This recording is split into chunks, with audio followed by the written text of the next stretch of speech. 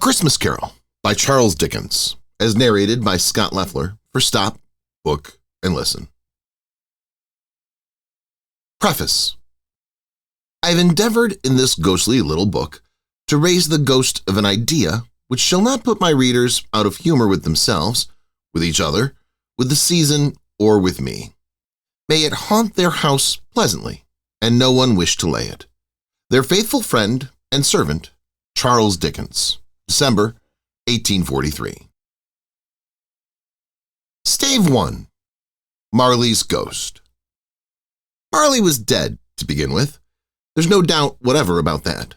The register of his burial was signed by the clergyman, the clerk, the undertaker, and the chief mourner. Scrooge signed it, and Scrooge's name was good upon change for anything he chose to put his hand to.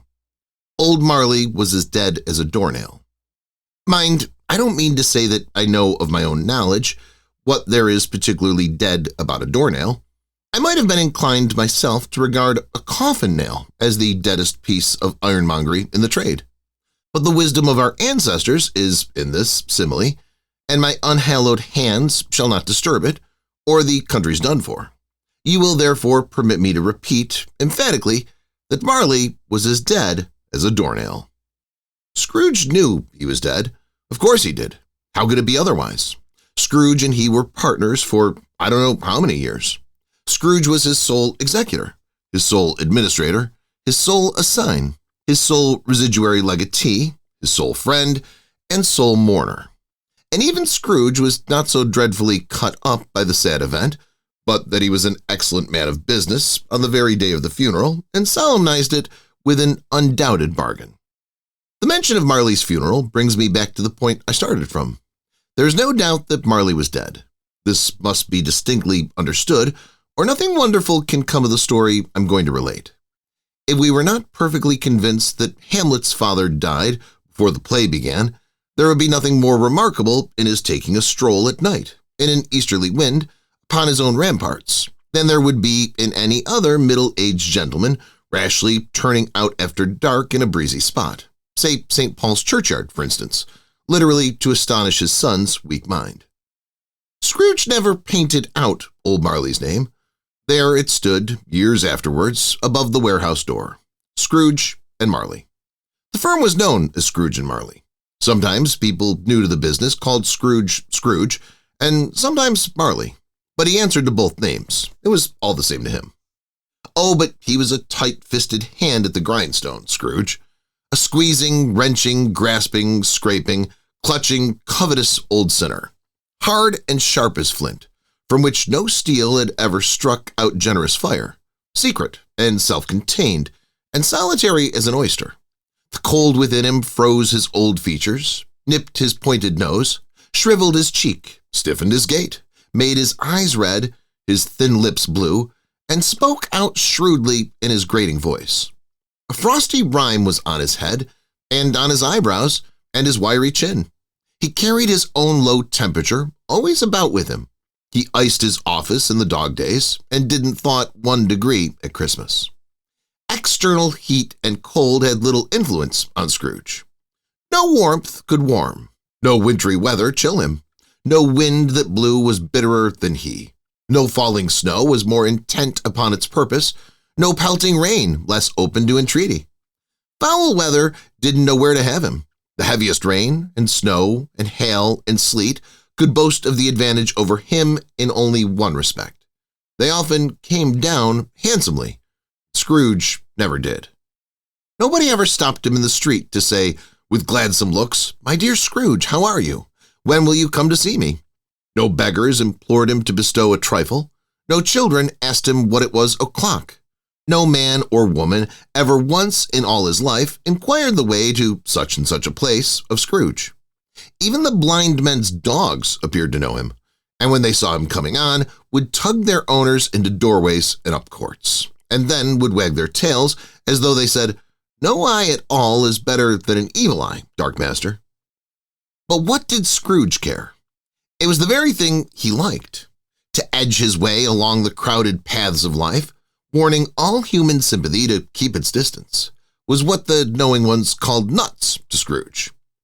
Once upon a time, of all the good days in the year, on Christmas Eve, old Scrooge sat busy in his counting house. It was cold, bleak, biting weather, foggy withal, and he could hear the people in the court outside go wheezing up and down, beating their hands upon their breasts and stamping their feet upon the pavement stones to warm them. The city clocks had only just gone 3, but it was quite dark already. It had not been light all day. The candles were flaring in the windows of the neighboring offices like ruddy smears upon the palpable brown air. The fog came pouring in at every chink and keyhole, and was so dense without that, although the court was of the narrowest, the houses opposite were mere phantoms. To see the dingy cloud come drooping down, obscuring everything, one might have thought that nature lived hard by and was brewing on a large scale. The door of Scrooge's counting house was open, that he might keep his eye upon his clerk, who, in a dismal little cell beyond, sort of tank, was copying letters. Scrooge had a very small fire, but the clerk's fire was so very much smaller that it looked like one coal. But he couldn't replenish it, for Scrooge kept the coal box in his own room, and so surely as the clerk came in with the shovel, the master predicted that it would be necessary for them to part. Wherefore the clerk put on his white comforter and tried to warm himself at the candle, in which effort, not being a man of strong imagination, he failed. "A Merry Christmas, Uncle, God save you," cried a cheerful voice. It was the voice of Scrooge's nephew, who came upon him so quickly that this was the first intimation he had had of his approach. "Bah!" said Scrooge. "Humbug!" He had so heated himself with rapid walking in the fog and frost, this nephew of Scrooge's, that he was all in a glow. His face was ruddy and handsome, his eyes sparkled, and his breath smoked again. "Christmas a humbug, Uncle?" said Scrooge's nephew. "You don't mean that, I'm sure." "I do," said Scrooge. "Merry Christmas. What right have you to be merry? What reason have you to be merry? You're poor enough." "Come, then," returned the nephew gaily. "What right do you have to be dismal? What reason have you to be morose? You're rich enough." Scrooge, having no better answer ready on the spur of the moment, said "Bah!" again, and followed it up with "Humbug." "Don't be cross, Uncle," said the nephew. "What else can I be," returned the uncle, "when I live in such a world of fools as this? Merry Christmas. Out upon Merry Christmas. What's Christmas time to you but a time for paying bills without money, a time for finding yourself a year older and not an hour richer, a time for balancing your books and having every item in 'em through a round dozen of months presented dead against you? If I could work my will," said Scrooge indignantly, "every idiot who goes about with Merry Christmas on his lips should be boiled with his own pudding and buried with a stake of holly through his heart, he should." "Uncle!" pleaded the nephew. "Nephew," returned the uncle sternly, "keep Christmas in your own way, and let me keep it in mine." "Keep it?" repeated Scrooge's nephew, "but you don't keep it." "Let me leave it alone then," said Scrooge. "Much good may it do you. Much good it has ever done you." "There are many things from which I might have derived good, by which I have not profited, I dare say," returned the nephew. "Christmas among the rest. But I am sure I have always thought of Christmas time, when it has come round, apart from the veneration due to its sacred name and origin, if anything belonging to it can be apart from that, as a good time, a kind, forgiving, charitable, pleasant time. The only time I know of, in the long calendar of the year, when men and women seem by one consent to open their shut-up hearts freely, and to think of people below them as if they were really fellow passengers to the grave, and not another race of creatures bound on other journeys. And therefore, Uncle, though it has never put a scrap of gold or silver in my pocket, I believe that it has done me good and will do me good, and I say, God bless it." The clerk in the tank involuntarily applauded. Becoming immediately sensible of the impropriety, he poked the fire and extinguished the last frail spark forever. "Let me hear another sound from you," said Scrooge, "and you'll keep your Christmas by losing your situation. You're quite a powerful speaker, sir," he added, turning to his nephew. "I wonder you don't go into Parliament." "Don't be angry, Uncle. Come, dine with us tomorrow." Scrooge said that he would see him. Yes, indeed he did. He went the whole length of the expression and said that he would see him in that extremity first. "But why?" cried Scrooge's nephew. "Why?" "Why did you get married?" said Scrooge. "Because I fell in love." "Because you fell in love," growled Scrooge, as if that were the only one thing in the world more ridiculous than a Merry Christmas. "Good afternoon." "Nay, uncle, but you never came to see me before that happened. Why give it as a reason for not coming now?"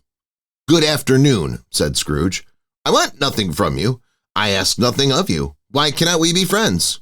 "Good afternoon," said Scrooge. "I'm sorry, with all my heart, to find you so resolute. We've never had any quarrel to which I've been a party. But I have made the trial in homage to Christmas, and I'll keep my Christmas humor to the last. So a Merry Christmas, uncle." "Good afternoon," said Scrooge. "And a Happy New Year." "Good afternoon," said Scrooge. His nephew left the room without an angry word, notwithstanding. He stopped at the outer door to bestow the greetings of the season on the clerk, who, cold as he was warmer than Scrooge, for he returned them cordially. "There's another fellow," muttered Scrooge, who overheard him, "my clerk with 15 shillings a week and a wife and family, talking about a Merry Christmas. I'll retire to Bedlam."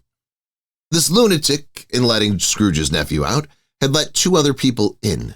They were portly gentlemen, pleasant to behold, and now stood with their hats off in Scrooge's office. They had books and papers in their hands and bowed to him. "Scrooge and Marley's, I believe," said one of the gentlemen, referring to his list. "Have I the pleasure of addressing Mr. Scrooge or Mr. Marley?" "Mr. Marley has been dead these 7 years," Scrooge replied. "He died 7 years ago, this very night." "We have no doubt his liberality is well represented by his surviving partner," said the gentleman, presenting his credentials. It certainly was, for they had been 2 kindred spirits. At the ominous word liberality, Scrooge frowned and shook his head and handed the credentials back. "At this festive season of the year, Mr. Scrooge," said the gentleman, taking up a pen, "it is more than usually desirable that we should make some slight provision for the poor and destitute, who suffer greatly at this present time. Many thousands are in want of common necessaries. Hundreds of thousands are in want of common comforts, sir." "Are there no prisons?" asked Scrooge. "Plenty of prisons," said the gentleman, laying down the pen again. "And the union workhouses?" demanded Scrooge. "Are they still in operation?" "They are, still," returned the gentleman. "I wish I could say that they were not." "The treadmill and the poor law are in full vigor then?" said Scrooge. "Both very busy, sir." "Oh, I was afraid from what you said at first that something had occurred to stop them in their useful course," said Scrooge. "I'm very glad to hear it." "Under the impression that they scarcely furnish Christian cheer of mind or body to the multitude," returned the gentleman, "a few of us are endeavoring to raise a fund to buy the poor some meat and drink and means of warmth. We choose this time because it's a time, of all others, when want is keenly felt and abundance rejoices. What shall I put you down for?" "Nothing," Scrooge replied. "You wish to be anonymous?" "I wish to be left alone," said Scrooge. "Since you ask me what I wish, gentlemen, that is my answer. I don't make merry myself at Christmas, and I can't afford to make idle people merry. I help to support the establishments I have mentioned. They cost enough, and those who are badly off must go there. Many can't go there, and many would rather die." "If they would rather die," said Scrooge, "they had better do it and decrease the surplus population. Besides, excuse me, I don't know that." "But you might know it," observed the gentleman. "It's not my business," Scrooge returned. "It's enough for a man to understand his own business and not to interfere with other people's. Mine occupies me constantly. Good afternoon, gentlemen." Seeing clearly that it would be useless to pursue their point, the gentleman withdrew. Scrooge resumed his labors with an improved opinion of himself, and in a more facetious temper than was usual with him. Meanwhile, the fog and darkness thickened so that people ran about with flaring links, proffering their services to go before horses and carriages and conduct them on their way.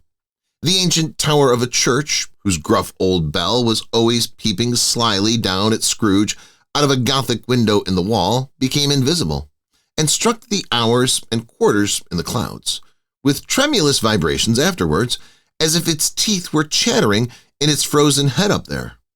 The cold became intense. In the main street, at the corner of the court, some laborers were repairing the gas pipes and had lighted a great fire in a brazier, round which a party of ragged men and boys were gathered, warming their hands and winking their eyes before the blaze in rapture. The water plug, being left in solitude, its overflowings suddenly congealed and turned to a misanthropic ice. The brightness of the shops, where holly sprigs and berries crackled in the lamp heat of the window, made pale faces ruddy as they passed.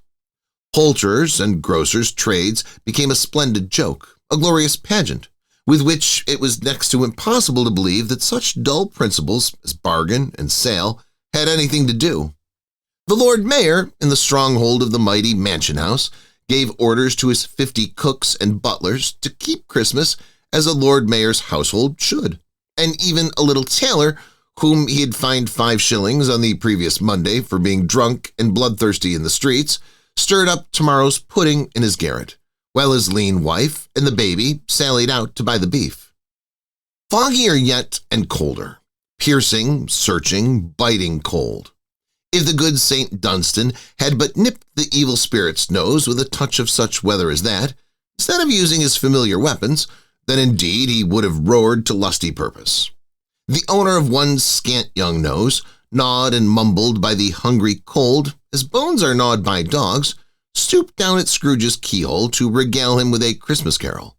But at the first sound of "God bless ye merry gentlemen, may nothing you dismay," Scrooge seized the ruler with such energy of action that the singer fled in terror, leaving the keyhole to the fog and even more congenial frost. At length, the hour of shutting up the counting-house arrived. With an ill will, Scrooge dismounted from his stool and tacitly admitted the fact to the expectant clerk in the tank, who instantly snuffed his candle out and put on his hat. "You'll want all day tomorrow, I suppose," said Scrooge. "If quite convenient, sir." "It's not convenient," said Scrooge, "and it's not fair. If I was to stop half a crown for it, you'd think yourself ill-used, I'll be bound." The clerk smiled faintly. "And yet," said Scrooge, "you don't think me ill-used when I pay a day's wages for no work." The clerk observed that it was only once a year. "A poor excuse for picking a man's pocket every 25th of December," said Scrooge, buttoning his great coat to the chin. "But I suppose you must have the whole day. Be here all the earlier next morning." The clerk promised that he would, and Scrooge walked out with a growl. The office was closed in a twinkling, and the clerk, with the long ends of his white comforter dangling below his waist, for he boasted no greatcoat, went down a slide on Cornhill at the end of a lane of boys 20 times in honor of its being Christmas Eve, and then ran home to Camden Town as hard as he could pelt to play at Blind Man's Bluff.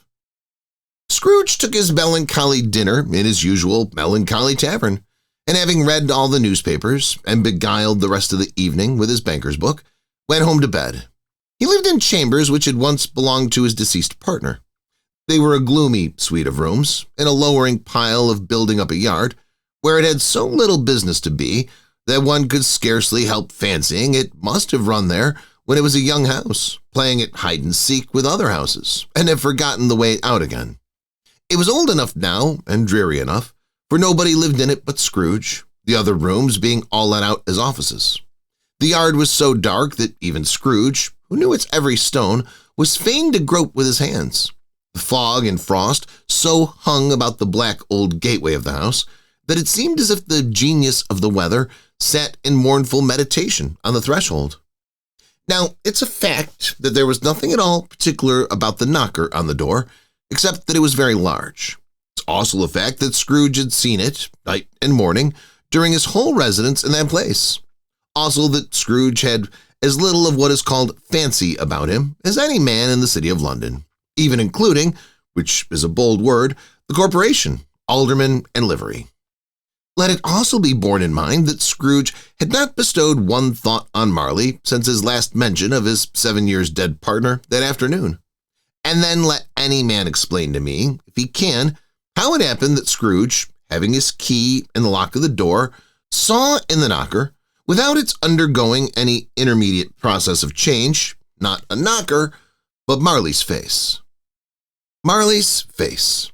It was not an impenetrable shadow, as the other objects in the yard were, but had a dismal light about it, like a bad lobster in a dark cellar. It was not angry or ferocious, but looked at Scrooge as Marley used to look, with ghostly spectacles turned up on its ghostly forehead.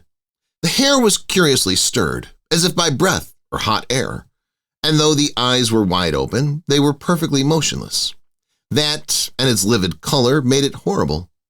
But its horror seemed to be in spite of the face, and beyond its control, rather than a part of its own expression. As Scrooge looked fixedly at this phenomenon, it was a knocker again. To say that he was not startled, or that his blood was not conscious of a terrible sensation to which it had been a stranger from infancy, would be untrue. But he put his hand upon the key he had relinquished, turned it sturdily, walked in, and lighted his candle. He did pause, with a moment's irresolution, before he shut the door, and he did look cautiously behind it first, as if he half expected to be terrified with the sight of Marley's pigtail sticking out into the hall. But there was nothing on the back of the door except the screws and nuts that held the knocker on, so he said, "Pooh, pooh," and closed it with a bang. The sound resounded through the house like thunder. Every room above and every cask in the wine merchant cellars below appeared to have a separate peal of echoes of its own.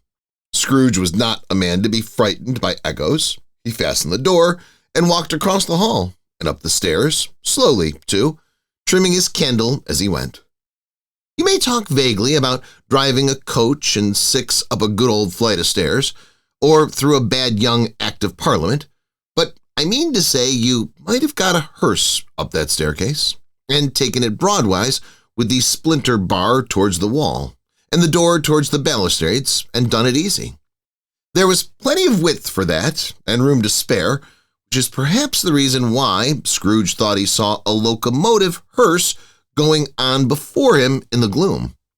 Half a dozen gas lamps out on the street wouldn't have lighted the entry too well, so you may suppose that it was pretty dark with Scrooge's dip. Up Scrooge went, not caring a button for that. Darkness is cheap, and Scrooge liked that. But before he shut his heavy door, he walked through his rooms to see that all was right. He had just enough recollection of the face to desire to do that. Sitting room, bedroom, lumber room, all as they should be. Nobody under the table, nobody under the sofa. A small fire in the grate, spoon and basin ready, and the little saucepan of gruel — Scrooge had a cold in his head — upon the hob. Nobody under the bed, nobody in the closet, nobody in his dressing gown, which was hanging up in a suspicious attitude against the wall. Lumber room as usual. Old fire guard, old shoes, 2 fish baskets, washing stand on 3 legs, and a poker. Quite satisfied, he closed the door and locked himself in. Double locked himself in, which was not his custom. Thus, secured against surprise, he took off his cravat, put on his dressing gown and slippers, and his nightcap, and sat down before the fire to take his gruel. It was a very low fire indeed. Nothing on such a bitter night. He was obliged to sit close to it and brood over it before he could extract the last sensation of warmth from such a handful of fuel. The fireplace was an old one, built by some Dutch merchant long ago, and paved all round with quaint Dutch tiles, designed to illustrate the scriptures.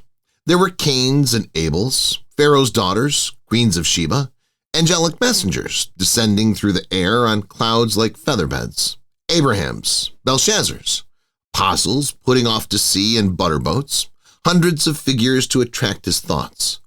And yet that face of Marley, 7 years dead, came like the ancient prophet's rod and swallowed up the whole.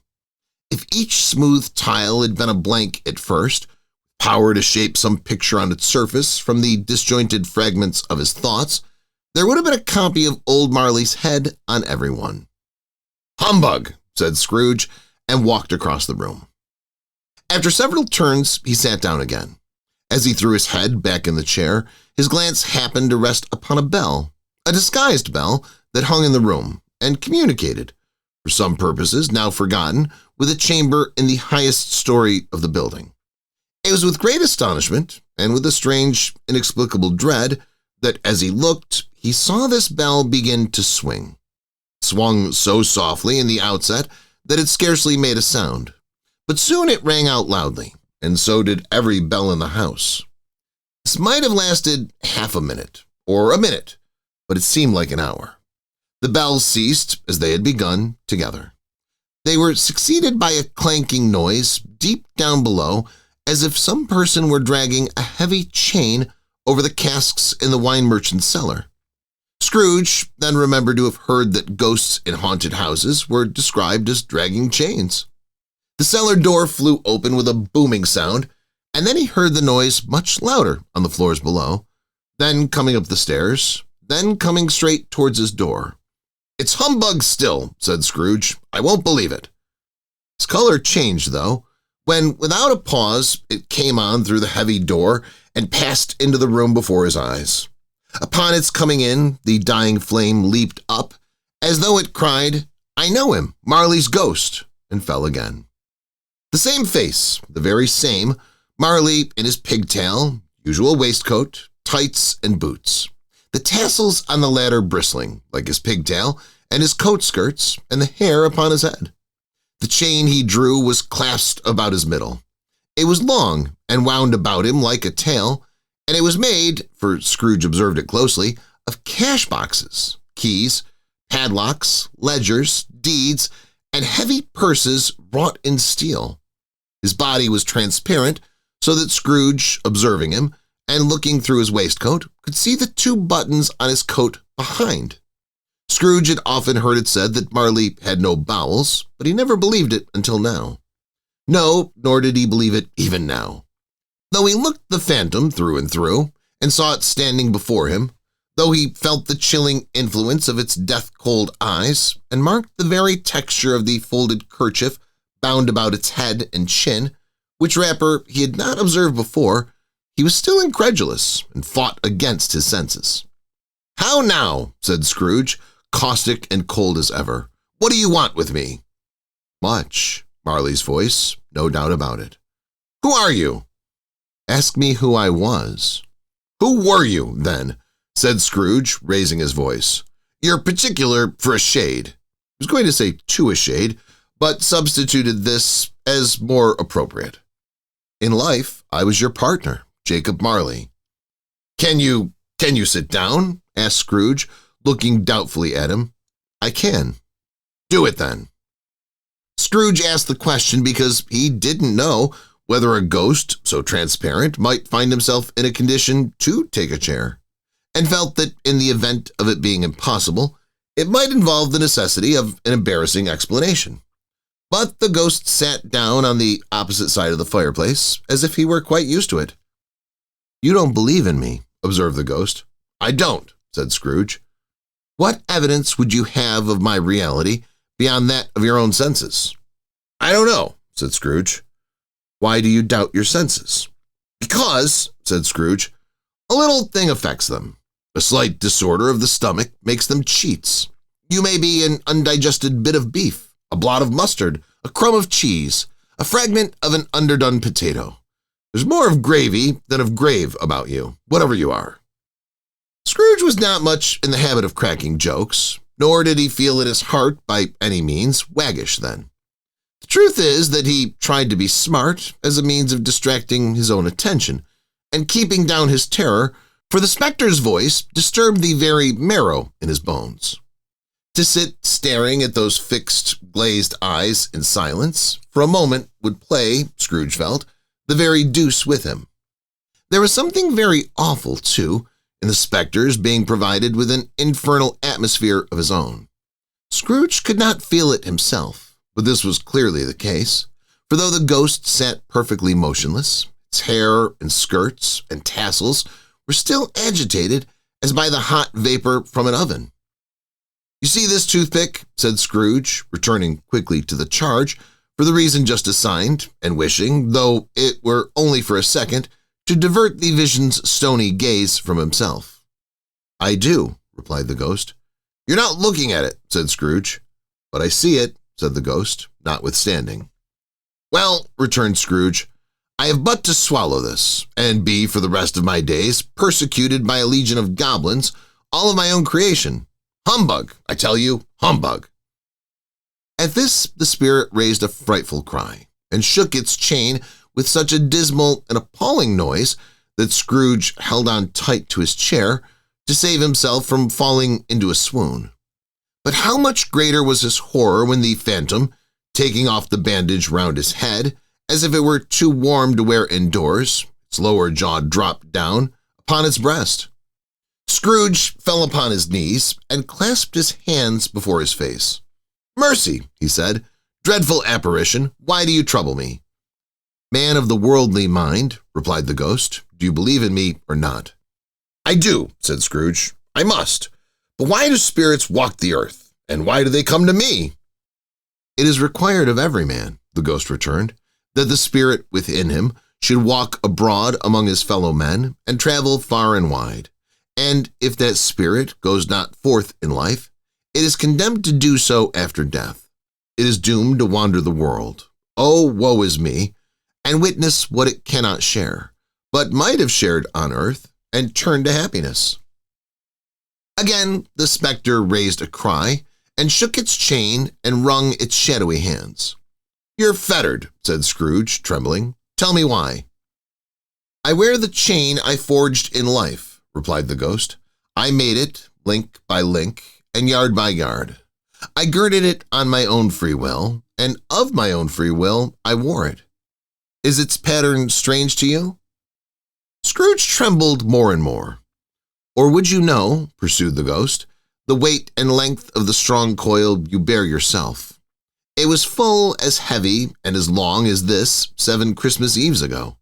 You have labored on it since. It's a ponderous chain." Scrooge glanced about him on the floor, in the expectation of finding himself surrounded by some 50 or 60 fathoms of iron cable, but he could see nothing. "Jacob," he said imploringly, "old Jacob Marley, tell me more. Speak comfort to me, Jacob." "I have none to give," the ghost replied. "It comes from other regions, Ebenezer Scrooge, and it is conveyed by other ministers, to other kinds of men. Nor can I tell you what I would. A very little more is all permitted to me. I cannot rest, I cannot stay, I cannot linger anywhere. My spirit never walked beyond our counting-house. Mark me, in life my spirit never roved beyond the narrow limits of our money-changing hole, and weary journeys lie before me."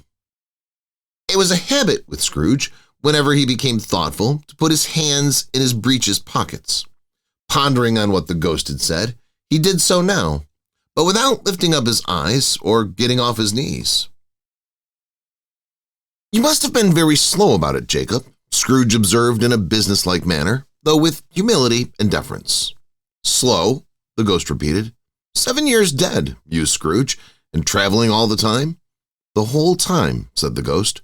"No rest, no peace, incessant torture of remorse." "You travel fast?" said Scrooge. "On the wings of the wind," replied the ghost. "You might have got over a great quantity of ground in 7 years," said Scrooge. The ghost, on hearing this, set up another cry and clanked its chain so hideously in the dead silence of the night that the ward would have been justified in indicting it for a nuisance.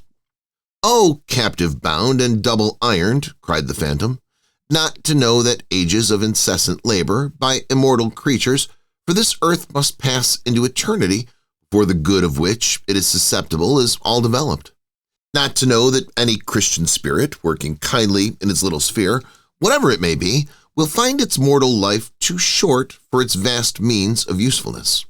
Not to know that no space of regret can make amends for one life's opportunities misused. Yet such was I. Oh, such was I." "But you were always a good man of business, Jacob," faltered Scrooge, who now began to apply this to himself. "Business," cried the ghost, wringing its hands again. "Mankind was my business. The common welfare was my business. Charity, mercy, forbearance, and benevolence were all my business. The dealings of my trade were but a drop of water in the comprehensive ocean of my business." It held up its chain at arm's length as if that were the cause of its unavailing grief, and flung it heavily upon the ground again. "At this time of the rolling year," the specter said, "I suffer most. Why did I walk through crowds of fellow beings with my eyes turned down, and never raise them to be that blessed star which led the wise men to a poor abode? Were there no poor homes to which its light would have conducted me?" Scrooge was very much dismayed to hear the specter going on at this rate, and began to quake exceedingly. "Hear me," cried the ghost. "My time is nearly gone." "I will," said Scrooge, "but don't be hard upon me. Don't be flowery, Jacob. Pray." "How it is that I appear before you in a shape that you can see, I may not tell. I've sat invisible beside you many and many a day." It was not an agreeable idea. Scrooge shivered and wiped the perspiration from his brow. "That is no light part of my penance," pursued the ghost. "I am here tonight to warn you that you have yet a chance and hope of escaping my fate, a chance and hope of my procuring Ebenezer." "You were always a good friend to me," said Scrooge. "Thank ye." "You will be haunted," resumed the ghost, "by 3 spirits." Scrooge's countenance fell almost as low as the ghost's had done. "Is that the chance and hope you mentioned, Jacob?" he demanded in a faltering voice. "It is." I think I'd rather not," said Scrooge. "Without their visits," said the ghost, "you cannot hope to shun the path I tread. Expect the first tomorrow when the bell tolls 1. "Couldn't I take 'em all at once and have it over, Jacob?" hinted Scrooge. "Expect the second on the night next at the same hour. The third upon the next night when the last stroke of 12 has ceased to vibrate. Look to see me no more, and look that, for your own sake, you remember what has passed between us." When it had said these words, the spectre took its wrapper from the table and bound it round its head as before. Scrooge knew this by the smart sound its teeth made when the jaws were brought together by the bandage. He ventured to raise his eyes again and found this supernatural visitor confronting him in an erect attitude, with its chain wound over and about its arm. The apparition walked backward from him, and at every step it took, the window raised itself a little, so that when the spectre reached it, it was wide open. It beckoned Scrooge to approach, which he did. When they were within 2 paces of each other, Marley's ghost held up its hand, warning him to come no nearer. Scrooge stopped. Not so much in obedience as in surprise and fear, for on the raising of the hand, he became sensible of confused noises in the air, incoherent sounds of lamentation and regret, wailings inexpressibly sorrowful and self-accusatory. The spectre, after listening for a moment, joined in the mournful dirge and floated out upon the bleak, dark night. Scrooge followed to the window. Desperate in his curiosity, he looked out. The air was filled with phantoms, wandering hither and thither in restless haste, and moaning as they went. Every one of them wore chains like Marley's ghost. Some few, they might be guilty governments, were linked together. None were free. Many had been personally known to Scrooge in their lives. He had been quite familiar with one old ghost in a white waistcoat, with a monstrous iron safe attached to its ankle, who cried piteously at being unable to assist a wretched woman with an infant whom it saw below upon a doorstep. The misery with them all was clearly that they sought to interfere for good in human matters and had lost the power forever. Whether these creatures faded into mist or mist enshrouded them, he could not tell. But they and their spirit voices faded together, and the night became as it had been when he walked home. Scrooge closed the window and examined the door by which the ghost had entered. It was double-locked, as he had locked it with his own hands, and the bolts were undisturbed. He tried to say humbug, but stopped at the first syllable.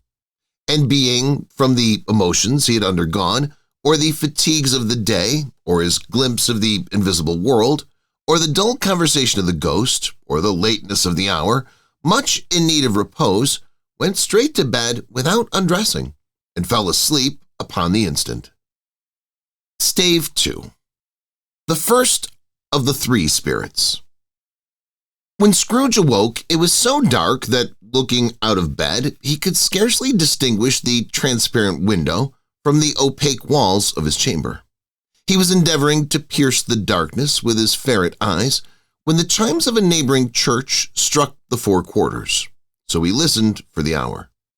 To his astonishment, the heavy bell went on from 6 to 7, and from 7 to 8, and regularly up to 12, then stopped. 12. It was past 2 when he went to bed. The clock was wrong. An icicle must have got into the works. 12. He touched the spring of his repeater to correct this most preposterous clock. Its rapid little pulse beat 12 and stopped. "Why, it isn't possible," said Scrooge, "that I can have slept through a whole day and far into another night. It isn't possible that anything has happened to the sun, and this is 12 at noon." The idea being an alarming one, he scrambled out of bed and groped his way to the window. He was obliged to rub the frost off with the sleeve of his dressing gown before he could see anything, and he could see very little then. All he could make out was that it was still very foggy and extremely cold, and that there was no noise of people running to and fro and making a great stir, as there unquestionably would have been if night had beaten off bright day and taken possession of the world. This was a great relief, because 3 days after sight of this first of exchange pay to Mr. Ebenezer Scrooge or his order, and so forth, would have become a mere United States security if there were no days to count by. Scrooge went to bed again and thought and thought and thought it over and over and could make nothing of it. The more he thought, the more perplexed he was, and the more he endeavored not to think, the more he thought. Marley's ghost bothered him exceedingly. Every time he resolved within himself, after mature inquiry, that it was all a dream, his mind flew back again, like a strong spring released, to its first position, and presented the same problem to be worked all through. Was it a dream or not? Scrooge lay in this state until the chime had gone 3/4 more, when he remembered, on a sudden, that the ghost had warned him of a visitation when the bell tolled 1. He resolved to lie awake until the hour was past, and considering that he could no more go to sleep than go to heaven, this was perhaps the wisest resolution in his power. The quarter was so long that he was more than once convinced he must have sunk into a doze unconsciously and missed the clock. At length it broke upon his listening ear. "Ding-dong!" "Quarter past," said Scrooge, counting. "Ding-dong!" "Half-past," said Scrooge. "Ding-dong!" "Quarter to it," said Scrooge. "Ding-dong!" "The hour itself," said Scrooge triumphantly, and nothing else. He spoke before the hour bell sounded, which it now did with a deep, dull, hollow, melancholy one. Light flashed up in the room upon the instant, and the curtains of his bed were drawn. Curtains of his bed were drawn aside, I tell you, by a hand. Not the curtains at his feet, not the curtains at his back, but those to which his face was addressed. The curtains of his bed were drawn aside, and Scrooge, starting up into a half-recumbent attitude, found himself face to face with the unearthly visitor who drew them, as close to it as I am now to you, and I am standing in the spirit at your elbow. It was a strange figure, like a child, yet not so like a child as like an old man, viewed through some supernatural medium, which gave him the appearance of having receded from the view and being diminished to a child's proportions. Its hair, which hung about its neck and down its back, was white, as if with age, and yet the face had not a wrinkle in it, and the tenderest bloom was on the skin. The arms were very long and muscular, the hands the same, as if its holds were of uncommon strength. Its legs and feet, most delicately formed, were, like those upper members, bare. It wore a tunic of the purest white, and round its waist was bore a lustrous belt, the sheen of which was beautiful. It held a branch of fresh green holly in its hand, and in singular contradiction of that wintry emblem, had its dress trimmed with summer flowers. But the strangest thing about it was that from the crown of its head there sprang a bright, clear jet of light, by which all this was visible, and which was doubtless the occasion of its using, in its duller moments, a great extinguisher for a cap, which it now held under its arm. Even this, though, when Scrooge looked at it with increasing steadiness, was not its strangest quality, for as its belt sparkled and glittered, now in one part and now in another, and what was light one instant, at another time was dark, so the figure itself fluctuated in its distinctness. Being now a thing with one arm, now with one leg, now with 20 legs, now a pair of legs without a head, now a head without a body, of which dissolving parts no outline would be visible in the dense gloom wherein they melted away. And in the very wonder of this, it would be itself again, distinct and clear as ever. "Are you the spirit, sir, whose voice was foretold to me?" asked Scrooge. "I am." The voice was soft and gentle, singularly low, as if, instead of being so close behind him, it were at a distance. "Who and what are you?" Scrooge demanded. "I am the ghost of Christmas past." "Long past?" inquired Scrooge, observant of its dwarfish stature. "No, your past." Perhaps Scrooge could not have told anybody why. Anybody could have asked him, but he had a special desire to see the spirit in his cap, and begged him to be covered. "What," exclaimed the ghost, "would you so soon put out with worldly hands the light I give? It's not enough that you are one of those whose passions made this cap, and forced me through whole trains of years to wear it low upon my brow." Scrooge reverently disclaimed all intention to offend, or any knowledge of having willfully bonneted the spirit at any period of his life. He then made bold to inquire what business brought him there. "Your welfare," said the ghost. Scrooge expressed himself much obliged, but could not help thinking that a night of unbroken rest would have been more conducive to that end. The spirit must have heard him thinking, for it said immediately, "Your reclamation, then. Take heed." It put out its strong hand as it spoke, and clasped him gently by the arm. "Rise and walk with me." It would have been in vain for Scrooge to plead that the weather and the hour were not adapted to pedestrian purposes. That bed was warm, and the thermometer a long way below freezing, that he was clad but lightly in his slippers, dressing gown, and nightcap, and that he had a cold upon him at that time.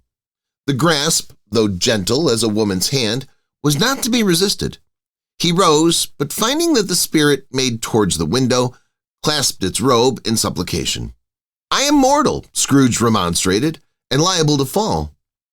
"Bear but a touch of my hand there," said the spirit, laying it upon his heart, "and you shall be upheld in more than this." As the words were spoken, they passed through the wall and stood upon an open country road, with fields on either hand. The city had entirely vanished. Not a vestige of it was to be seen. The darkness and the mist had vanished with it, for it was a clear, cold winter day, with snow upon the ground. "Good heaven," said Scrooge, clasping his hands together, as he looked about him, "I was bred in this place. I was a boy here." The spirit gazed upon him mildly. Its gentle touch, though it had been light and instantaneous, appeared still present to the old man's sense of feeling. He was conscious of 1,000 odors floating in the air, each one connected with 1,000 thoughts and hopes and joys and cares long, long forgotten. "Your lips are trembling," said the ghost, "and what is that upon your cheek?" Scrooge muttered, with an unusual catching in his voice, that it was a pimple, and begged the ghost to lead him where he would. "You recollect the way?" inquired the spirit. "Remember it?" cried Scrooge with fervor. "I could walk it blindfold." "Strange to have forgotten it for so many years," observed the ghost. "Let us go."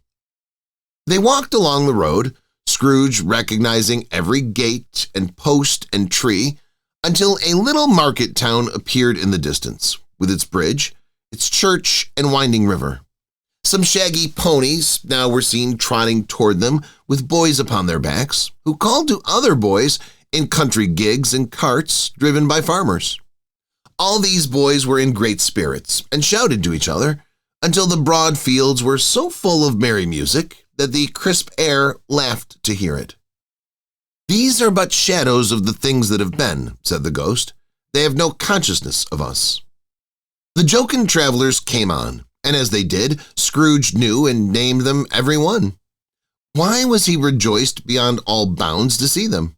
Why did his cold eye glisten, and his heart leap up as they went past?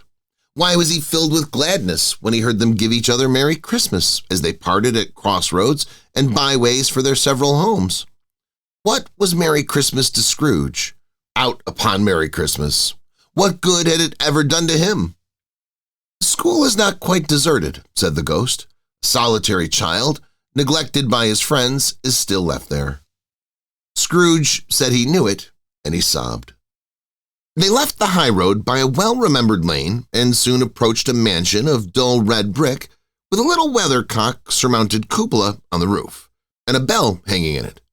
It was a large house, but one of broken fortunes, for the spacious offices were little used, their walls were damp and mossy, their windows broken, and their gates decayed.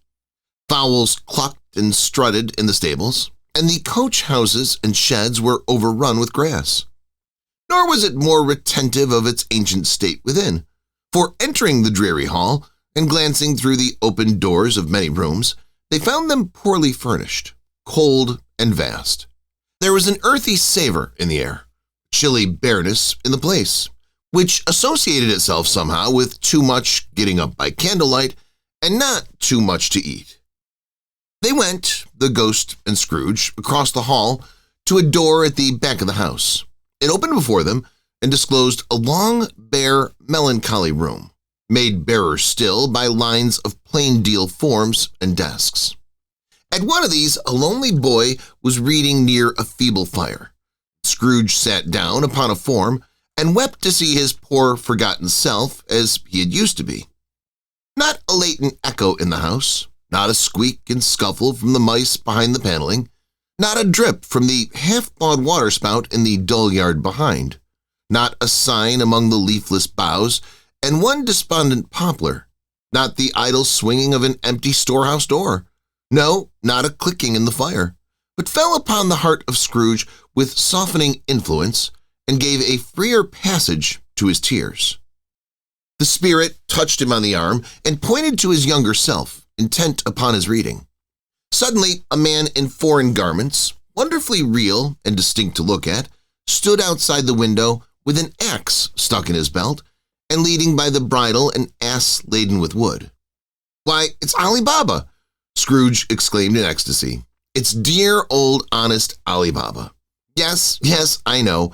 One Christmas time, when yonder solitary child was left here all alone, he did come for the first time, just like that. Poor boy. And Valentine," said Scrooge, "and his wild brother Orson. There they go. And what's his name who was put down in his drawers, asleep at the gate of Damascus? Don't you see him? And the Sultan's groom turned upside down by the genie. There he is upon his head. Serve him right. I'm glad of it. What business had he to be married to the princess?" To hear Scrooge expending all the earnestness of his nature on such subjects in a most extraordinary voice between laughing and crying, and to see his heightened and excited face, would have been a surprise to his business friends in the city indeed. "There's the parrot," cried Scrooge, "green body and yellow tail, with a thing like a lettuce growing out of the top of his head. There he is. Poor Robin Crusoe, he called him, when he came home again after sailing round the island. Poor Robin Crusoe, where have you been, Robin Crusoe?" The man thought he was dreaming, but he wasn't. It was the parrot, you know. There goes Friday, running for his life to the little creek. Hulloa! Hoop! Halloo! Then, with a rapidity of transition very foreign to his usual character, he said, in pity for his former self, "Poor boy," and cried again. "I wish," Scrooge muttered, putting his hand in his pocket and looking about him, after drying his eyes with his cuff, "but it's too late now." "What's the matter?" asked the spirit. "Nothing," said Scrooge. "Nothing. There was a boy singing a Christmas carol at my door last night. I should like to have given him something, that's all." The ghost smiled thoughtfully and waved his hand, saying as it did so, "Let us see another Christmas." Scrooge's former self grew larger at the words, and the room became a little darker and more dirty. The panels shrunk, the windows cracked, fragments of plaster fell out of the ceiling, and the naked laths were shown instead. But how all this was brought about, Scrooge knew no more than you do. He only knew that it was quite correct. that everything had happened so, that there he was, alone again, when all the other boys had gone home for the jolly holidays. He was not reading now, but walking up and down despairingly. Scrooge looked at the ghost and, with a mournful shaking of his head, glanced anxiously towards the door. It opened, and a little girl, much younger than the boy, came darting in, and putting her arms about his neck and often kissing him, addressed him as her dear, dear brother. "I've come to bring you home, dear brother," said the child, clapping her tiny hands and bending down to laugh. "To bring you home, home, home." "Home, little fan?" returned the boy. "Yes," said the child, brimful of glee. "Home for good and all. Home for ever and ever. Father is so much kinder than he used to be, and home's like heaven. He spoke so gently to me one dear night when I was going to bed that I was not afraid to ask him once more if you might come home, and he said, 'Yes, you should,' and sent me in a coach to bring you. And you're to be a man," said the child, opening her eyes, "and are never to come back here.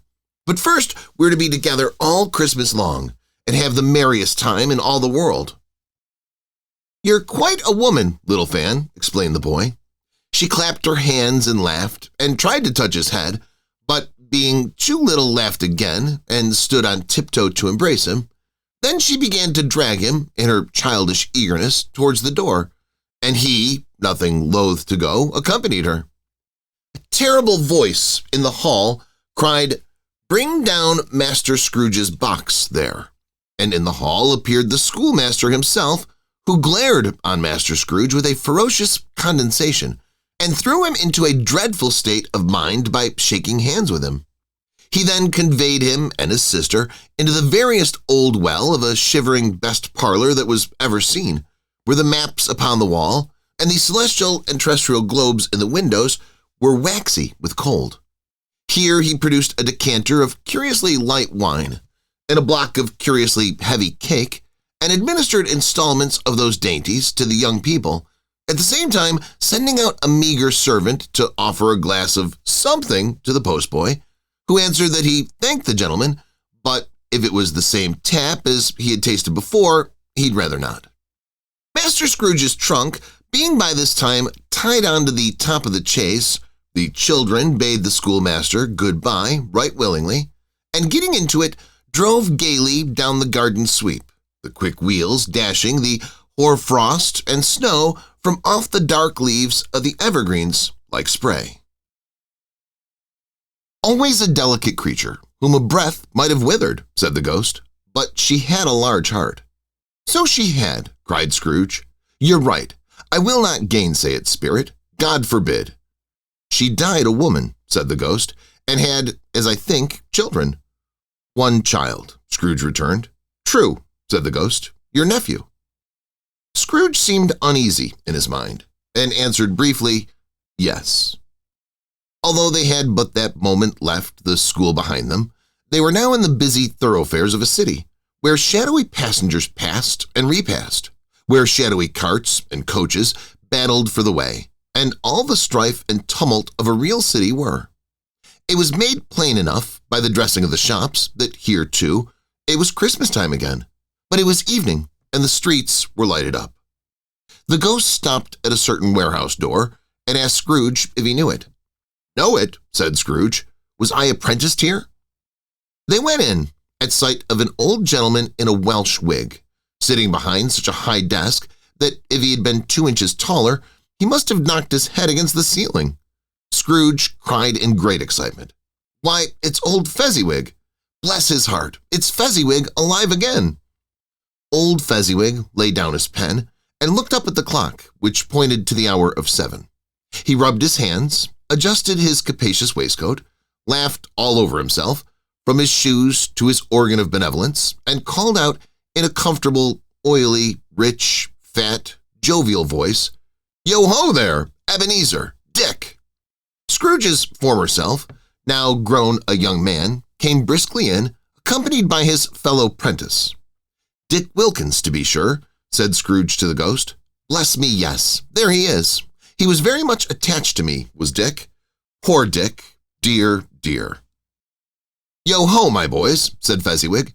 "No more work tonight. Christmas Eve, Dick. Christmas, Ebenezer. Let's have the shutters up," cried old Fezziwig, with a sharp clasp of his hands, before a man can say Jack Robinson. You wouldn't believe how these two fellows went at it. They charged into the street with the shutters. 1, 2, 3, had 'em up in their places. 4, 5, 6, barred 'em and pinned 'em. 7, 8, 9, and came back before you could have got to 12, painting like racehorses. "Hilly-ho!" cried old Fezziwig, skipping down from the high desk with wonderful agility. "Clear away, my lads, and let's have lots of room here. Hilly-ho, Dick! Chirrup, Ebenezer! Clear away!" There was nothing they wouldn't have cleared away, or couldn't have cleared away, with old Fezziwig looking on. It was done in a minute. Every movable was packed off, as if it were dismissed from public life forevermore.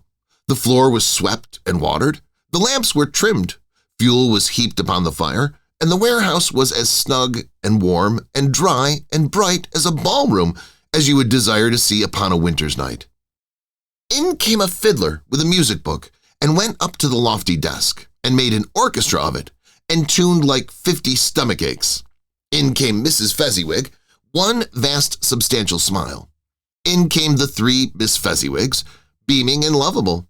In came the 6 young followers whose hearts they broke. In came all the young men and women employed in the business. In came the housemaid with her cousin, the baker. In came the cook with her brother's particular friend, the milkman. In came the boy from over the way, who is suspected of not having bored enough from his master, trying to hide himself behind the girl from next door, but one who was proved to have had her ears pulled by her mistress. In they all came, one after another, some shyly, some boldly, some gracefully, some awkwardly, some pushing, some pulling. In they all came, and how and every how. Away they all went, 20 couple at once, hands half round and back again the other way, down the middle and up again, round and round in various stages of affectionate grouping. Old top couple always turning up in the wrong place. New top couple starting off again as soon as they got there. All top couples at last, and not a bottom one to help them. When this result was brought about, old Fezziwig, clapping his hands to stop the dance, cried out, "Well done!" and the fiddler plunged his hot face into a pot of porter specially provided for that purpose. But scorning rest upon his reappearance, he instantly began again, though there were no dancers yet, as if the other fiddler had been carried home, exhausted on a shutter, and he were a brand-new man resolved to beat him out of sight or perish. There were more dances, and there were forfeits, and more dances, and there was cake, and there was negus, and there was a great piece of cold roast, and there was a great piece of cold boiled, and there were mince pies and plenty of beer. But the great effect of the evening came from the roast and boiled, when the fiddler, an artful dog mind, the sort of man who knew his business better than you or I could have told it to him, struck up Sir Roger de Coverley. Then old Fezziwig stood out to dance with Mrs. Fezziwig, top couple too, with a good stiff piece of work cut out for them, 3 or 4 and 20 pair of partners, people who were not to be trifled with, people who would dance and had no notion of walking.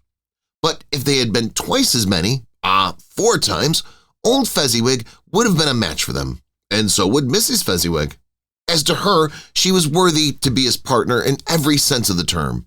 If that's not high praise, tell me higher and I'll use it. A positive light appeared to issue from Fezziwig's calves. They shone in every part of the dance like moons. You couldn't have predicted at any time what would become of them next. And when old Fezziwig and Mrs. Fezziwig had gone all through the dance, advance and retire, both hands to your partner, bow and curtsy, corkscrew, thread the needle, and back again to your place, Fezziwig cut so deftly that he appeared to wink with his legs, and came upon his feet again without a stagger. When the clock struck 11, this domestic ball broke up.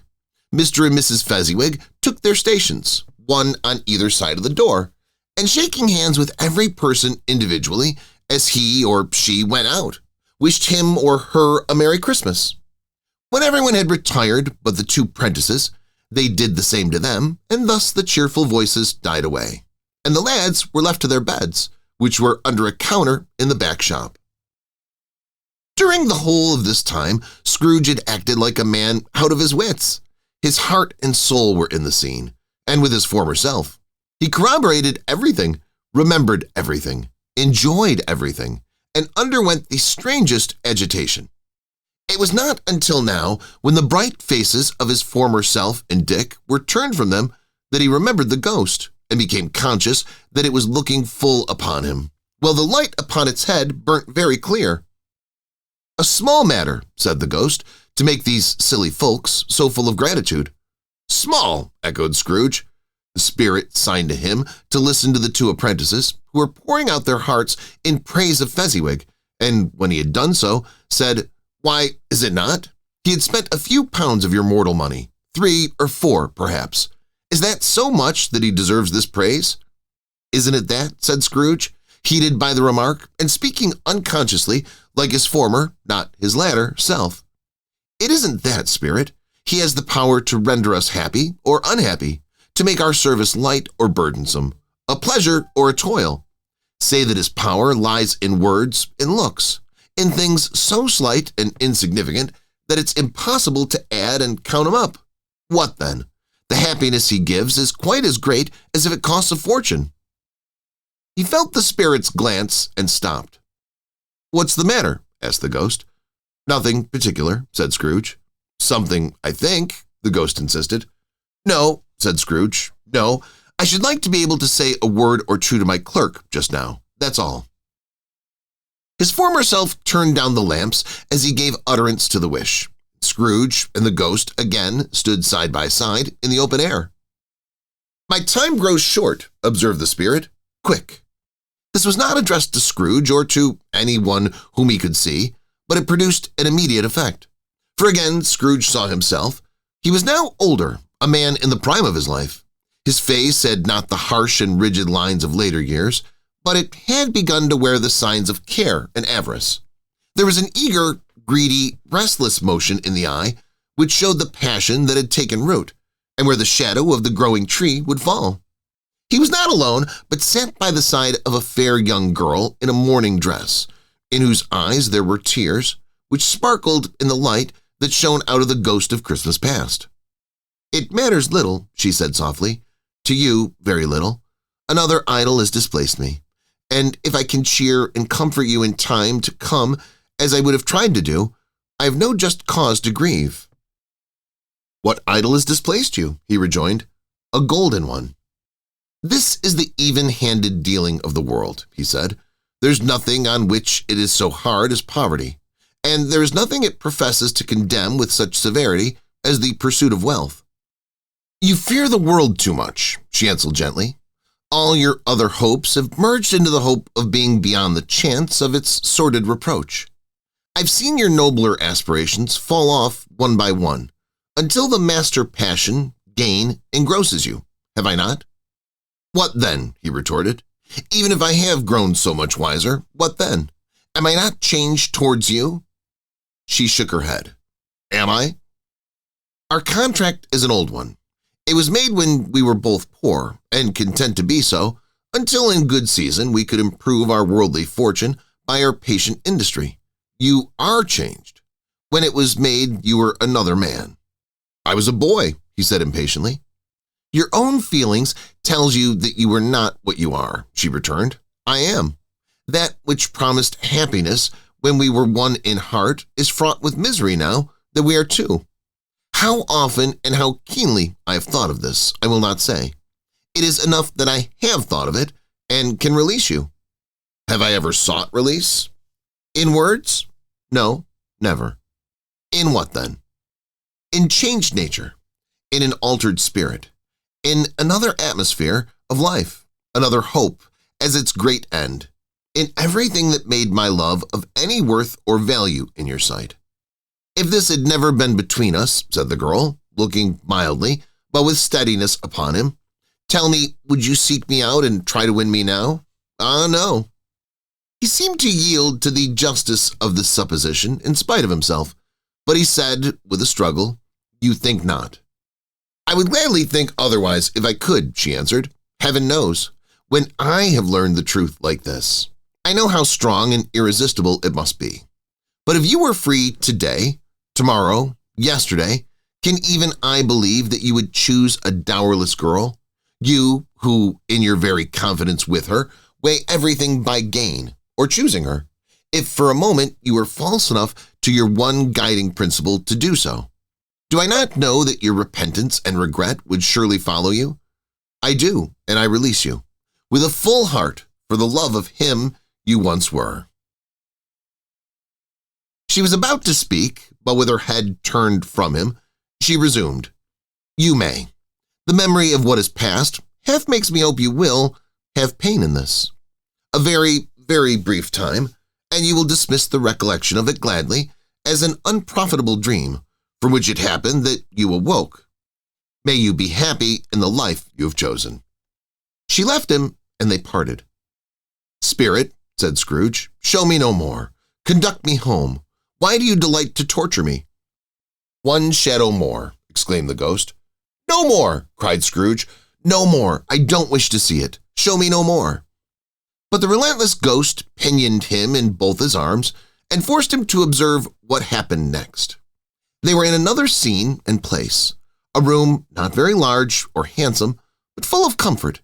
Near to the winter fire sat a beautiful young girl, so like that last that Scrooge believed it was the same, until he saw her, now a comely matron, sitting opposite her daughter. The noise in this room was perfectly tumultuous, for there were more children there than Scrooge, in his agitated state of mind, could count. And unlike the celebrated herd in the poem, they were not 40 children conducting themselves like one, but every child was conducting itself like 40. The consequences were uproarious beyond belief. But no one seemed to care. On the contrary, the mother and daughter laughed heartily and enjoyed it very much. And the latter, soon beginning to mingle in the sports, got pillaged by the young brigands most ruthlessly. What would I not have given to be one of them? Though I never could have been so rude, no, I wouldn't for the wealth of all the world have crushed that braided hair and torn it down, and for the precious little shoe, I wouldn't have plucked it off. God bless my soul, to save my life. As to measuring her waist in sport, as they did, bold young brood, I couldn't have done it. I should have expected my arm to have grown round it for a punishment and never come straight again. And yet I should have dearly liked, I own, to have touched her lips, to have questioned her, that she might have opened them, to have looked upon the lashes of her downcast eyes, and never raised a brush, to have let loose waves of hair, an inch of which would be a keepsake beyond price.